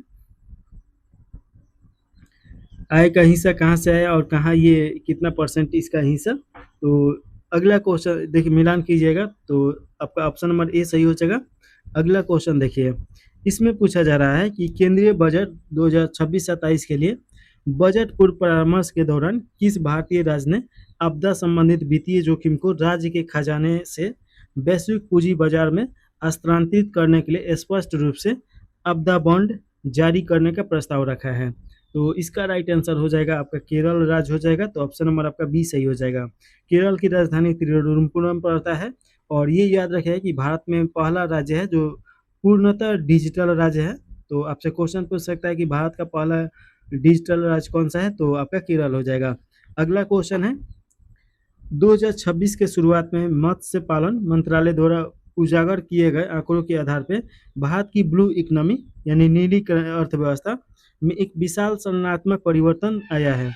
मछली उत्पादन में भारत की वर्तमान वैश्विक रैंकिंग में क्या है, और वित्त वर्ष 2024-25 तक इसकी अनुमानित उत्पादन मात्रा है? तो इसका राइट आंसर आपका विश्व स्तर पे ये दूसरा है चीन के बाद, और सालाना देखिए कि लगभग 157.75 लाख टन उत्पादन हो रहा है, और सबसे ज़्यादा आंध्र प्रदेश उत्पादन करता है। तो ये भी याद रखिएगा, ऑप्शन नंबर बी सही हो जाएगा।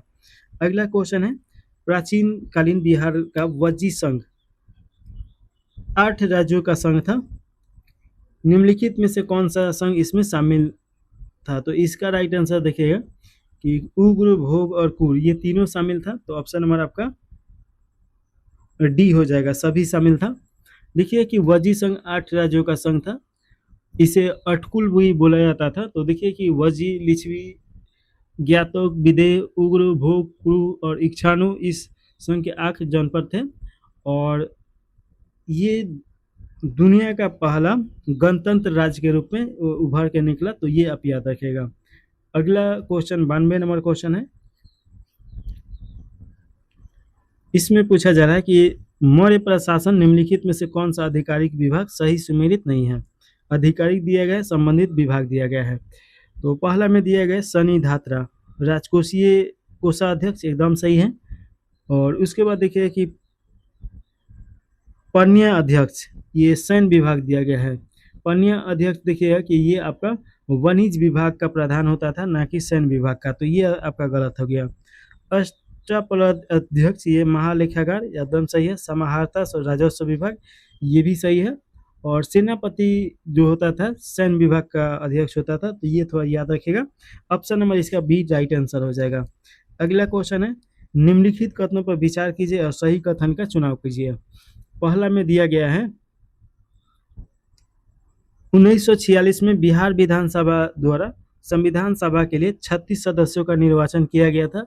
ये आपका एकदम सही है।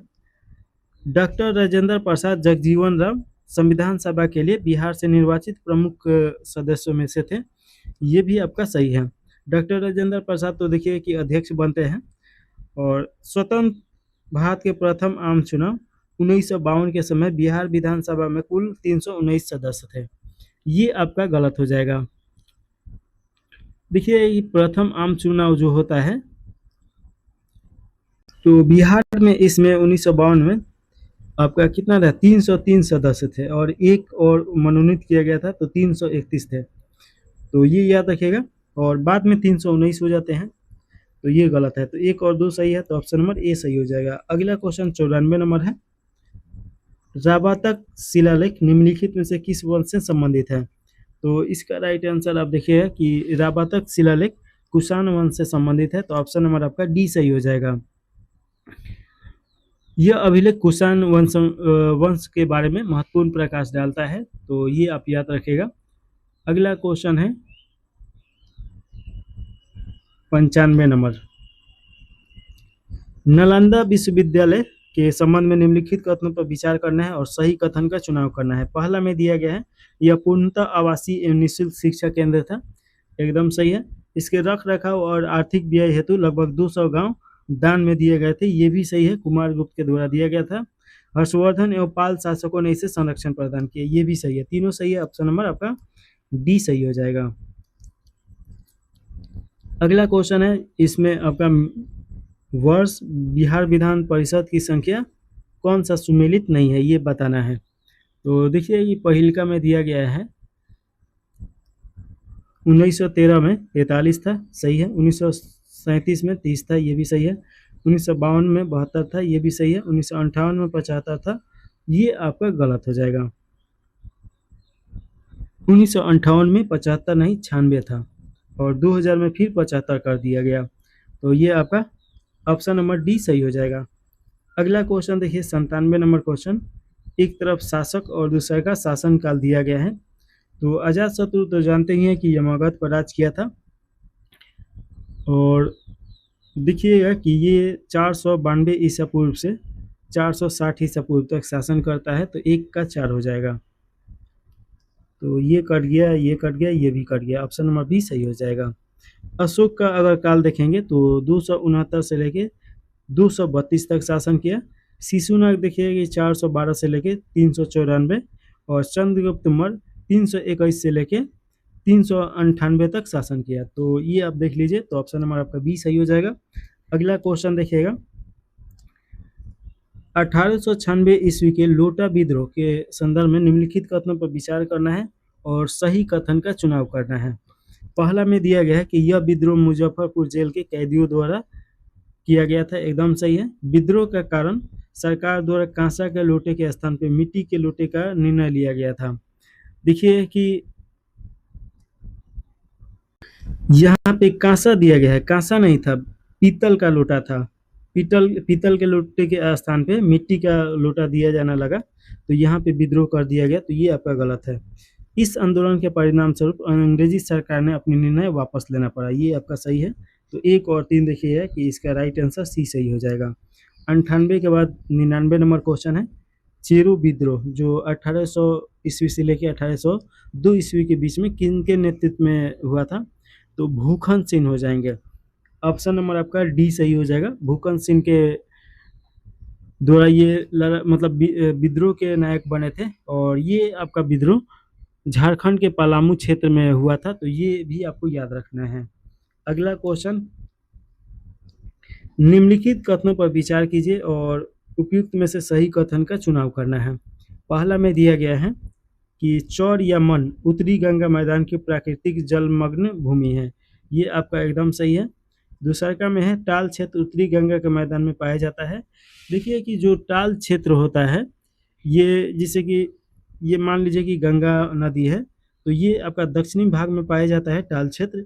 यहाँ पे जलमग्न हो जाता है कुछ समय के लिए तो उसी को बोला जाता है। दियारा प्रदेश का निर्माण गंगा के बाढ़ के मैदान में होता है। एकदम सही है। तो 1 और 3 सही हो जाएगा। ऑप्शन नंबर बी सही है। अगला क्वेश्चन है, बिहार की जलवायु को प्रभावित करने वाले कारकों के संबंध में निम्नलिखित कथनों पर विचार कीजिए और सही उत्तर का चुनाव करना है। इसमें देखिएगा कि पहला में दिया गया है कि बिहार की अक्षांशीय स्थिति इसे उष्णीय कटिबंधीय जलवायु प्रदान करता है, एकदम सही है। हिमालय पर्वत की उत्पत्ति बिहार के जलवायु को प्रभावित करता है, एकदम सही है। बंगाल की खाड़ी से दूर वर्षा के वितरण को प्रभावित करता है, ये भी सही है, तीनों सही है। तो ऑप्शन नंबर आपका डी सही हो जाएगा। बिहार विधानसभा सीटों की संख्या के संबंध में निम्नलिखित घटनाओं के कालक्रम क्रम में व्यवस्थित करना है और देखिए कि सही उत्तर का चुनाव करना है। तो इसमें देखिएगा कि सबसे पहले आपका प्रथम आम चुनाव जिसमें 330 निर्वाचित और एक मनोनीत था, तो ये आ जाएगा 4। अभी तो देखे हैं लोग, तो ये दोनों तो ऐसे ही कट गया। उसके बाद देखिएगा कि सीटों की संख्या 319 हो गई, ये दूसरा का नंबर पे आ जाएगा, तो ये भी कट गया। और उसके बाद देखिए कि सीटों की संख्या 325 और सीटों की संख्या 343, तो ये क्रमशः हो जाएगा, तो ऑप्शन नंबर ए सही है। अगला क्वेश्चन है, निम्नलिखित कथनों पर विचार कीजिए और सही उत्तर का चुनाव करना है। हसन इमाम ने बिहार में साइमन कमीशन के विरोध का नेतृत्व किया, एकदम सही है। सर सुल्तान अहमद पटना विश्वविद्यालय के प्रथम भारतीय कुलपति थे, ये भी सही है। मोहम्मद यूनुस स्वतंत्र बिहार के प्रथम मुख्यमंत्री थे। स्वतंत्र बिहार के प्रथम मुख्यमंत्री श्री कृष्ण सिंह थे, ये आपका गलत हो जाएगा, 1 और 2 सही है। देखिए साइमन कमीशन का विरोध 1927 में जब साइमन कमीशन बनता है, इसमें सभी अंग्रेज था लोग और 1919 के अधिनियम का इसमें इनको जांच पड़ताल करना था, तो इसके विरोध में ये हुआ था। अगला क्वेश्चन देखिएगा कि 1 और 2 सही है, तो ये सही हो जाएगा। निम्नलिखित कथनों पर विचार कीजिए और सही कथन का चुनाव करना है। पहला में दिया गया कि फणीश्वर नाथ रेणु हिंदी साहित्य में आंचलिक उपन्यासकार के रूप में थी, एकदम सही है। विदेशीय प्रसिद्ध रामधारी सिंह दिनकर की रचना है, ये रामधारी सिंह दिनकर की रचना नहीं है। देखिए कि भिखारी ठाकुर, जैसे बिहार का शेक्सपियर भी बोला जाता है, उनकी रचना है। स्वतंत्रता पूर्व दिनकर को विद्रोही कवि कहा जाता था, एकदम सही है। तो 1 और 3 सही हो जाएगा, राइट आंसर भी सही है। राष्ट्रीय परिवार स्वच्छ सर्वेक्षण से संबंधित निम्नलिखित कथनों पर विचार कीजिए और सही कथन का चुनाव करना है। तो पहला में देखिएगा, बिहार में 5 वर्ष से कम आयु की जनसंख्या का प्रतिशत 5 वर्ष की तुलना में NFHS 6 में बढ़ा है, ये आपका गलत हो जाएगा। जनसंख्या 11.5% हो गया है, तो ये आपका गलत हो जाएगा। बिहार में 60 वर्ष या उससे अधिक आयु की जनसंख्या का प्रतिशत घटा है, ये भी आपका गलत हो जाएगा। 11.5% ये आपका बढ़ा है, 6 से बढ़ के 11.5 हो गया है, तो ये भी गलत है। तो 1 और 2 दोनों गलत है, तो ऑप्शन नंबर सी सही हो जाएगा। अगला क्वेश्चन है, निम्नलिखित में से कौन सा कथन बिहार की अर्थव्यवस्था की संरचना के बारे में सर्वाधिक उपयुक्त है? तो इसका राइट आंसर हो जाएगा, बिहार में रोजगार मुख्यतः प्राथमिक क्षेत्र में केंद्रित है, जबकि उत्पादन में तृतीय क्षेत्र का योगदान सर्वाधिक है, ये आपका एकदम सही है। तो ऑप्शन नंबर बी सही हो जाएगा।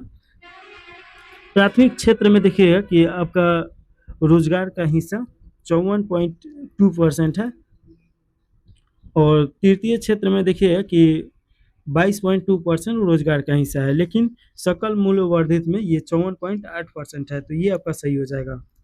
अगला क्वेश्चन है, बिहार आर्थिक सर्वेक्षण 2025-26 के अनुसार वर्ष 2024-25 में बिहार के सकल राज्य घरेलू उत्पाद एवं प्रति व्यक्ति सकल राज्य घरेलू उत्पाद के संबंध में निम्नलिखित कथनों पर विचार करना है। और इसमें देखिए कि सही पूछ रहा है कि गलत, एक बार सही कथन का चुनाव करना है। पहला में दिया गया है, वर्तमान मूल्य पर बिहार का राज्य सकल घरेलू उत्पाद 9,91,987 करोड़ रुपए है।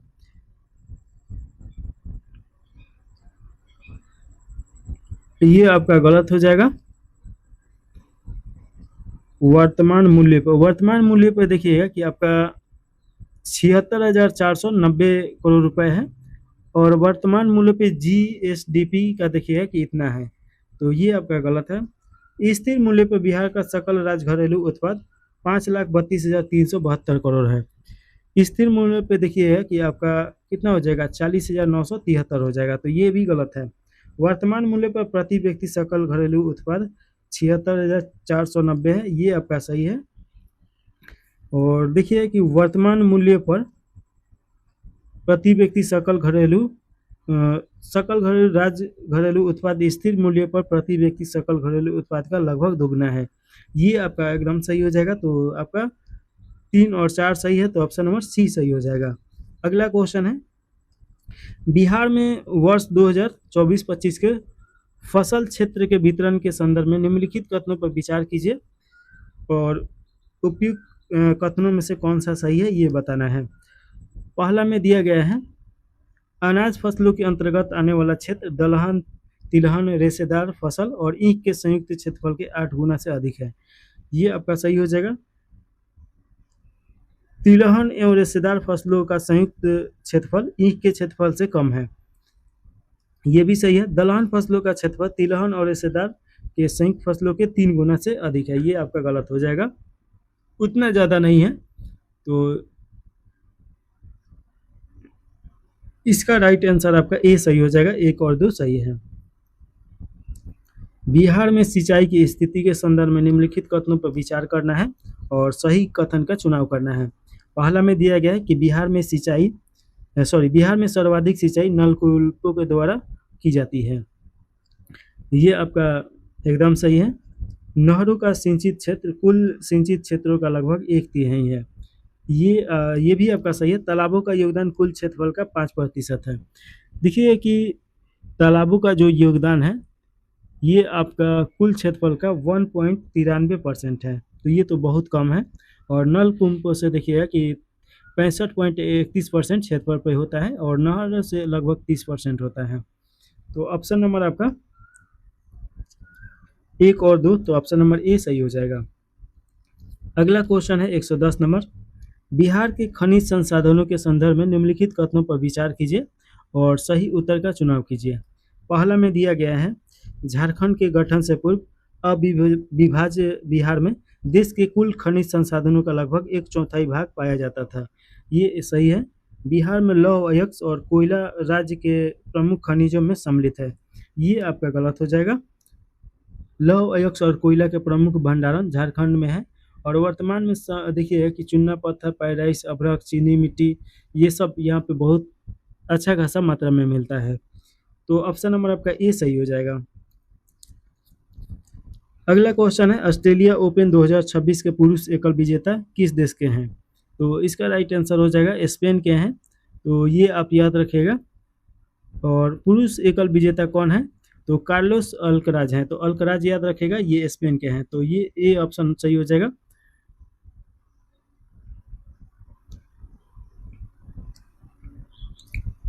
चलिए अगला क्वेश्चन देखा जाए, उप विजेता आपका नोवाक जोकोविच थे, तो यहाँ से भी क्वेश्चन आ सकता है। 112 नंबर क्वेश्चन है, निम्नलिखित कथनों पर विचार कीजिए और सत्य कथन का चयन करना है। पहला में दिया गया है, राष्ट्रीय वन नीति 1988 के अनुसार देश के कुल भूभाग का 33% वन आरक्षित होना चाहिए, एकदम सही है। भारत वन स्थिति रिपोर्ट 2023 के अनुसार भारत का वन आवरण 21.76 है, ये भी आपका सही है। क्षेत्रफल के अनुसार सर्वाधिक वन आवरण वाला राज्य अरुणाचल प्रदेश है, अरुणाचल प्रदेश नहीं है बल्कि मध्य प्रदेश है, एमपी हो जाएगा। तो 1 और 2 सही है, तो ऑप्शन नंबर बी सही हो जाएगा। अगला क्वेश्चन है, NFSH 6 रिपोर्ट के संदर्भ में निम्नलिखित कथनों पर विचार करना है और सही उत्तर का चुनाव करना है। इसमें देखिए पहला में दिया गया है, बिहार में कुल प्रजनन दर 2.7 है, एकदम सही है। बिहार में NFSH 5 के तुलना में 60 साल से अधिक व्यक्तियों की जनसंख्या में वृद्धि हुई है, ये भी सही है। इसके अनुसार बिहार में सार्वजनिक संस्थानों में संस्थागत प्रसव शहरी क्षेत्रों की तुलना में ग्रामीण क्षेत्रों में अधिक है, ये भी सही है। तो तीनों सही है, तो ऑप्शन नंबर आपका डी सही हो जाएगा। 13 के बाद 14 नंबर क्वेश्चन देखिएगा, केंद्रीय बजट 2026-27 के अनुसार निम्न में से कौन सा राज्य बौद्धिक सर्किट के विकास के लिए नई योजनाओं में शामिल नहीं है? तो देखिए कि बौद्ध सर्किट जो बनाया जा रहा है उसमें कौन सा इसमें शामिल नहीं है? तो एक तो आपका अरुणाचल प्रदेश शामिल है, सिक्किम भी शामिल है, मिजोरम भी शामिल है, और मेघालय नहीं होगा, तो ऑप्शन नंबर आपका सी सही हो जाएगा। अगला क्वेश्चन है, GI टैग पुंडरू खादी किस राज्य से संबंधित है? तो ये आपका आंध्र प्रदेश से संबंधित है। ऑप्शन नंबर बी सही हो जाएगा। इसमें गलत मिलान का चयन करें। अच्छा, गलत मिलान का चयन करें तो कौन सा इसमें गलत है ये बताना है। पहला में दिया गया कि भारत को टीबी मुक्त देश बनाना 2027, ये आपका गलत सही है। भारत को बाल विवाह मुक्त बनाना 2028, ये आपका गलत हो जाएगा। देखिए कि भारत को बाल विवाह मुक्त बनाना 2023 तक 30 तक रखा गया है। बाकी देखिए कि 300 मिलियन टन इस्पात क्षमता हासिल करना 2030 सही है। भारत से पूर्ण रूप से मलेरिया उन्मूलन 2030, ये भी सही है। ऑप्शन नंबर बी आपका सही हो जाएगा क्योंकि गलत खोजना था। अगला क्वेश्चन, चौथे एआई इम्पैक्ट समिट 2026 का थीम क्या था? तो इसका थीम था आपका सार्वजनिक हिताय और सर्वजन सुखाय। ऑप्शन नंबर आपका बी सही हो जाएगा। अंतर्राष्ट्रीय क्रेता विक्रेता बैठक 2025 का आयोजन कहाँ किया गया था? तो इसका आयोजन देखने को मिला था पटना में। तो ऑप्शन नंबर आपका सी सही हो जाएगा। युद्ध अभ्यास लामितीय 2026 का आयोजन भारत ने किस देश के साथ किया है? तो देखिए कि भारत और सेशल्स के द्वारा ये होता है। तो ऑप्शन नंबर आपका डी सही है। और ये 9 से 20 मार्च 2026 तक चला है, 11वां संस्करण था। तो ये याद रखेगा। और ये सेशल्स के रक्षा अकादमी में किया गया था, तो ये भी याद रखेगा। अगला क्वेश्चन है, नीति आयोग के महिला उद्यमिता मंच द्वारा शुरू की गई एम्फोयर ब्रिज सपनों की उड़ान पहल के संदर्भ में निम्नलिखित कथनों पर विचार करना है। और इसमें देखिएगा कि आपका सत्य कथन का चुनाव करना है। दिया गया है कि यह पहला मुख्य रूप से असंगठित खुदरा क्षेत्र में काम करने वाली महिला उद्यमियों को सीधे वित्तीय अनुदान प्रदान करने पर केंद्रित है। ये देखिए कि सीधे वित्त प्रदान नहीं किया जाएगा, तो ये आपका गलत हो जाएगा। इसे भारत की खुदरा श्रृंखला न्यूज अप के सहयोग से अवार्ड टू अवार्ड रिवार्ड कार्यक्रम के तहत शुरू किया गया है। एकदम सही है। तो ऑप्शन नंबर बी सही हो जाएगा। अगला क्वेश्चन है, साइन SHINE साइन ऐप किस संस्था द्वारा शुरू किया गया है? तो ये शिक्षा मंत्रालय के द्वारा शुरू किया गया है और शिक्षा से संबंधित इसमें सूचना दिया जाएगा। तो ऑप्शन नंबर बी सही हो जाएगा। ब्लू बर्ड ब्लॉक 2 उपग्रह किस प्रक्षेपित यान से लॉन्च किया गया? तो इसका राइट आंसर देखिएगा कि आपका LV-M3 M6 हो जाएगा। तो किस में दिया गया है? तो ये आपका ए में दिया गया है। तो राइट आंसर ए सही हो जाएगा। ब्लू बर्ड ब्लॉक 2 उपग्रह किसे प्रक्षेपित किया गया? तो LV-M3 और M6 हो जाएगा। अगला क्वेश्चन है, इसमें पूछा जा रहा है, कैबिनेट द्वारा वर्ष मई 2026 में स्वीकृत सार्थक PDS योजना के संदर्भ में निम्नलिखित कथनों पर विचार करना है और सही कथन का चुनाव करना है। पहला में दिया गया है, इस योजना को राष्ट्रीय खाद्य सुरक्षा अधिनियम के तहत रसद और अंतिम छोर तक आपूर्ति को अनुकूल करने के लिए शुरू किया गया है। एकदम सही है। इस व्यापक योजना के लिए 25,530 करोड़ का बजटीय आवंटन स्वीकार किया गया है। ये भी सही है। इसके तहत one nation one ration card की देशव्यापी यानी कि शुरू किया गया है या मजबूत किया गया है। तो ये भी सही है। तो देखिए कि तीनों सही है। तो ऑप्शन नंबर आपका डी सही हो जाएगा। अगला क्वेश्चन है, केंद्रीय मंत्रिमंडल द्वारा BOT यानी टोल मॉडल पे राष्ट्रीय राजमार्ग संख्या 31 और NH 231 किस खंड के उन्नयन और चौड़ीकरण को मंजूरी दी गई है? तो इसका राइट आंसर आपका हो जाएगा खगड़िया पूर्णिया खंड के अंतर्गत। तो ऑप्शन नंबर आपका बी सही हो जाएगा। और देखिए कि 143 किलोमीटर के आसपास में ये आपका होगा।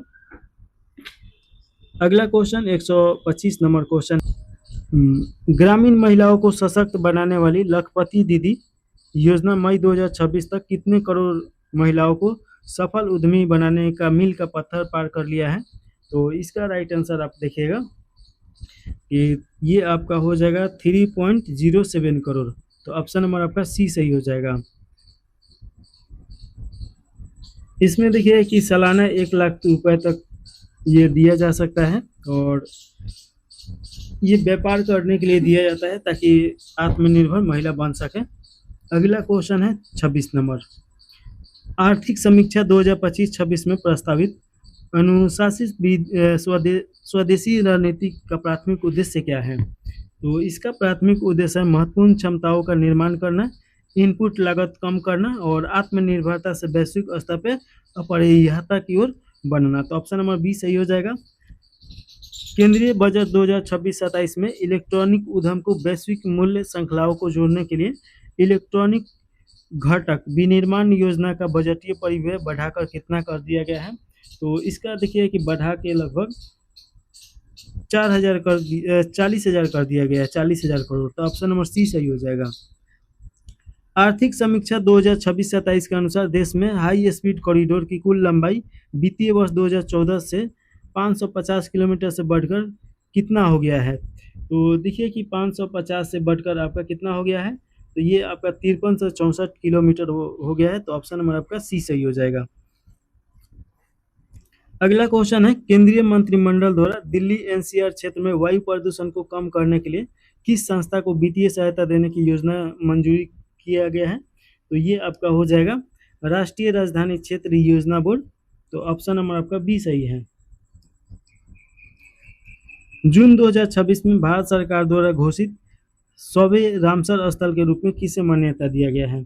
तो देखिए कि ये आपका हो जाएगा जयप्रकाश नारायण पक्षी अभ्यारण्य उत्तर प्रदेश।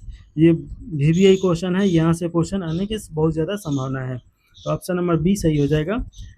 संयुक्त राष्ट्र द्वारा भारतीय सेना की किस महिला अधिकारी को प्रतिष्ठित UN military gender advocate of the year award से सम्मानित किया गया जाने का प्रधानमंत्री ने बधाई दी, यानी कि सम्मानित किया गया, उसके बाद प्रधानमंत्री के द्वारा बधाई भी मिला। तो मेजर अभिलाषा बराक हो जाएंगी। तो देखिए कि मेजर अभिलाषा बराक, ऑप्शन नंबर आपका बी सही हो जाएगा।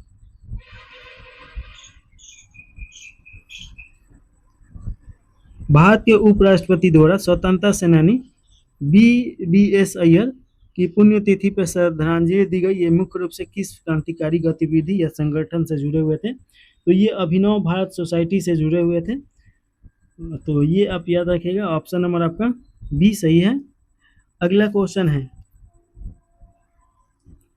केंद्रीय मंत्रिमंडल ने भारतीय जहाजों और समुद्री रसद को वैश्विक जोखिम से सुरक्षा प्रदान करने के लिए किस विशेष सुरक्षात्मक पहल के गठन के प्रस्ताव को मंजूरी दिया है? तो इसका राइट आंसर आपका देखिएगा कि भारत मैरीटाइम इंश्योरेंस पूल हो जाएगा। तो ऑप्शन नंबर ए सही हो जाएगा। अगला क्वेश्चन है, सामाजिक न्याय मंत्रालय की रिपोर्ट के अनुसार कचरा बीनने वालों के लिए शुरू किए गए विशेष हस्तक्षेपों के तहत इन्हें किस प्रमुख योजना के तहत स्वास्थ्य बीमा कवर प्रदान किया जा रहा है? तो ये जो योजना का नाम है ये है आयुष्मान भारत प्रधानमंत्री जनधन आयोग योजना। तो ऑप्शन नंबर आपका बी सही हो जाएगा। PM जय शॉर्टकट इसका नाम है। अगला क्वेश्चन है, केंद्रीय मंत्रिमंडल द्वारा स्वीकृत सतह के निकट कोयला या लिग्नाइट गैसीकरण योजना के संदर्भ में निम्नलिखित कथनों पर विचार करना है और इसमें सही उत्तर का चुनाव करना है। इसका महत्वाकांक्षी योजना के लिए सरकार द्वारा 37,500 रुपये वित्तीय परिव्यय स्वीकृत किया गया है, एकदम सही है। इसका उद्देश्य स्वच्छ ऊर्जा संक्रमण को बढ़ावा देना और पर्यावरणीय अनुकूलन को तरीके से कोयले से सिनगैस और रसायनों का उत्पादन करना है, दोनों सही है। तो ऑप्शन नंबर आपका सी सही हो जाएगा। अगला क्वेश्चन देखिएगा, 36 नंबर क्वेश्चन है, केंद्रीय मंत्रिमंडल द्वारा देश की शीर्ष अदालत में लंबित मामलों के त्वरित निस्तारण के लिए निम्नलिखित में से किस प्रस्ताव को मंजूरी दी गई? तो ये आपका हो जाएगा सुप्रीम कोर्ट के न्यायाधीशों की संख्या में वृद्धि के लिए। अब देखिए सुप्रीम कोर्ट में 33 न्यायाधीश और एक आपका मुख्य न्यायाधीश, तो 34 हो गया है। अगला क्वेश्चन है, केंद्रीय मंत्रिमंडल द्वारा बिहार के किस जिले में एक नई औद्योगिक स्मार्ट शहर स्थापना को राष्ट्रीय औद्योगिक गलियारा विकास कार्यक्रम के तहत मंजूरी दिया गया है? तो इसका राइट आंसर देखिए कि आपका गया हो जाएगा। तो ऑप्शन नंबर बी सही हो जाएगा। गया का नाम गया जी कर दिया गया है, तो ये आप याद रखिएगा, गया जी। अगला क्वेश्चन है 138 नंबर, इसमें पूछा जा रहा है, अगस्त 2025 में घोषित राष्ट्रीय हरित हाइड्रोजन मिशन के नवीनतम दिशा निर्देश के अनुसार हरित हाइड्रोजन उत्पादन के आवंटन कुल वित्तीय प्रोत्साहन संरचना में इलेक्ट्रोलाइजर विनिर्माण के लिए कितनी राशि आरक्षित किया गया है? तो ये आपका हो जाएगा 4440। तो ऑप्शन नंबर बी सही हो जाएगा। किस भारतीय संस्थान के शोधकर्ताओं ने गहरे समुद्र में दुर्लभ धातुओं के खनन के पर्यावरणीय प्रभाव को न्यूनतम करने के लिए एक बायोमाइनिंग तकनीकी विकसित की, जिसे पृथ्वी विज्ञान मंत्रालय द्वारा PIB पर जारी किया गया? तो इसका राइट आंसर देखिएगा कि आपका राष्ट्रीय समुद्री प्रौद्योगिकी संस्थान हो जाएगा चेन्नई। तो ऑप्शन नंबर आपका CA सही हो जाएगा। अगला क्वेश्चन है, केंद्रीय स्वास्थ्य मंत्रालय ने बिहार के किस जिले में क्षेत्रीय नेत्र विज्ञान संस्था को अपग्रेड करने के लिए 120 करोड़ रुपए की अतिरिक्त वित्तीय सहायता प्रदान की है? तो ये आपका हो जाएगा इंदिरा गांधी आयुर्वेद विज्ञान पटना। तो ऑप्शन नंबर बी सही हो जाएगा। अगला क्वेश्चन देखिए कि अब रीजनिंग मैथ का क्वेश्चन आ गया, ये आप बना लीजिएगा। इसमें दिया गया है कि अगर सभी बिल्लियाँ कुत्ते हैं और कुछ कुत्ते बाघ हैं तो कौन सा निष्कर्ष निकल के आएगा?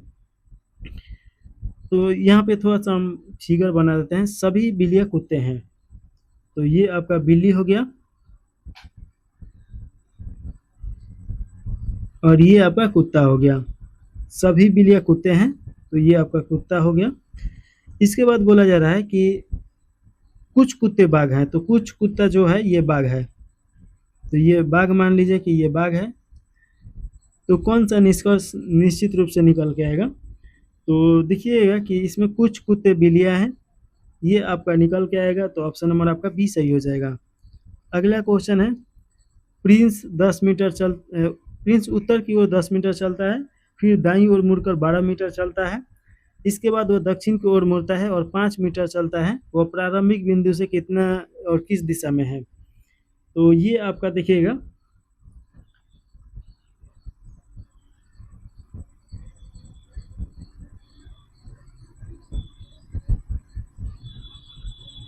प्रिंस उत्तर की ओर 10 मीटर चला, फिर दाईं ओर मुड़कर 12 मीटर चला। तो जैसे एक बिंदु हम यहाँ पे रख देते हैं, ये आपका उत्तर हो गया, ये आपका दक्षिण हो गया, ये आपका पूर्व हो गया, ये आपका पश्चिम हो गया। तो यहाँ से ये 10 किलोमीटर चला, तो कहाँ पहुँचा? यहाँ पहुँच गया।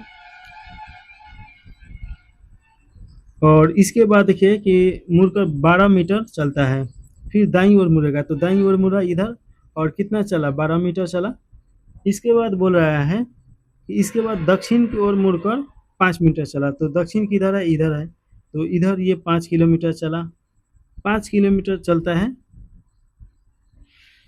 और उसके बाद पूछ रहा है वह प्रारंभिक बिंदु से किस दिशा में है और कितना दूर है? तो ये 12 और 5 यहाँ पे है, ये 10 है, तो ये अगर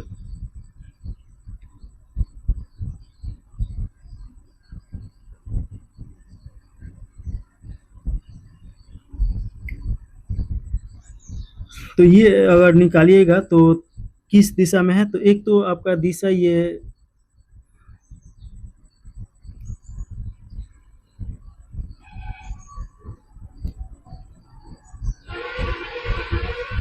अच्छा प्रारंभिक दिशा पूछ रहा है, तो इधर से इधर देखेंगे तो ये आपका उत्तर पूर्व हो जाएगा।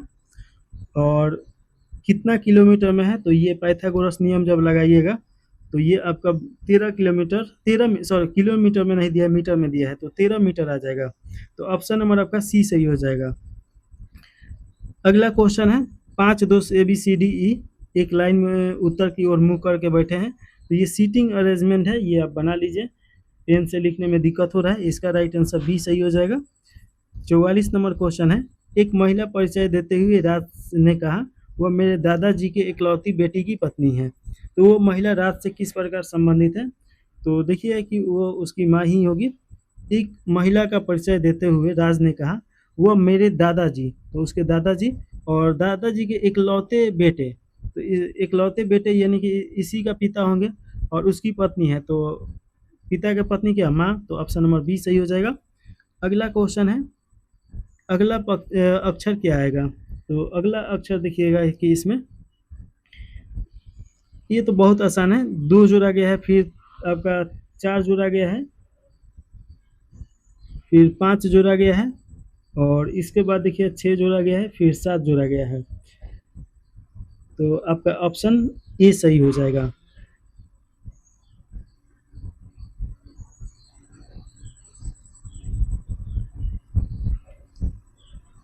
यानी ए आएगा, ए सही, मतलब ऑप्शन ए सही नहीं होगा, ए आएगा। ये 20, 20 को 20 पे रखा गया है, फिर 7 जोड़िएगा तो 6 जोड़िएगा तो जेड आ जाएगा, जेड के बाद ए आ जाएगा, तो ऑप्शन नंबर सी सही हो जाएगा। अगला क्वेश्चन है 46 नंबर। तो ये देखिए कि इसमें बदल के और बोडमास नियम पे निकाल देना होता है, तो इसका राइट आंसर आपका सी देखिए कि ये सही हो जाएगा। प्लस का गुना और माइनस का भाग क्या दिया गया है, भाग दिया गया है। गुना का अर्थ प्लस और भाग का अर्थ माइनस दिया गया है। यहाँ पे आपका प्लस है तो प्लस का अर्थ गुना हो जाएगा यहाँ पे, और गुना का अर्थ क्या दिया गया है,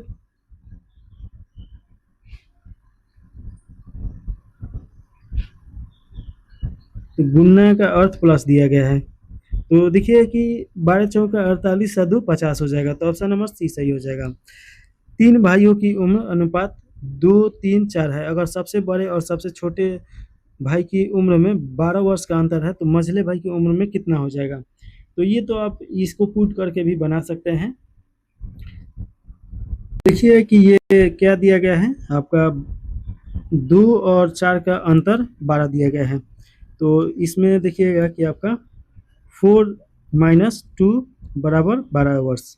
अब यहाँ पे देखिए कि इसमें घटा दीजिएगा तो 2 हो जाएगा, और ये आपका भाग दीजिएगा तो कितना 6 हो जाएगा, और बीच में 3 है तो 6 × 3 = 18, तो ऑप्शन नंबर आपका ए सही हो जाएगा। अगला देखिए कि अगर किसी भाषा कोड में मैंगो को इतना दिया गया है और एप्पल को इतना दिया गया है, तो ऑरेंज को उसी कोड भाषा में क्या दिया जाएगा। तो देखिए कि ये तो आप आसानी से बना लीजिएगा, इसका राइट आंसर बी सही हो जाएगा। यहाँ पे भी वही सीटिंग अरेंजमेंट का ही दिया गया है, तो इसमें राइट आंसर सी सही हो जाएगा। 5 के 2 लगातार गुणज का अनुपात 6 और 7 है, बड़ी संख्या ज्ञात करना है। तो 5 का लगातार 2 गुणजों का अनुपात 6 और 7 है, तो इसमें देखिएगा कि कितना हो जाएगा, तो 6 × 5 और उसके बाद 7 × 5 बराबर 35, ये आपका 35 आ जाएगा, तो ये बना लीजिए, ऑप्शन नंबर सी सही हो जाएगा। इस प्रकार देखिए कि यहाँ पे टेस्ट समाप्त हो जाता है। रीजनिंग और मैथ पढ़ाने के लिए आधा घंटा लगेगा, तो ऐसे ही वीडियो बड़ा हो जाता है, और रीजनिंग तो एक इजी होता है, तो वो तो आप खुद भी बना सकते हैं। तो यहाँ पे समाप्त कर दिया जाए। चैनल को लाइक सब्सक्राइब जरूर कर दीजिए। जय हिंद, जय भारत।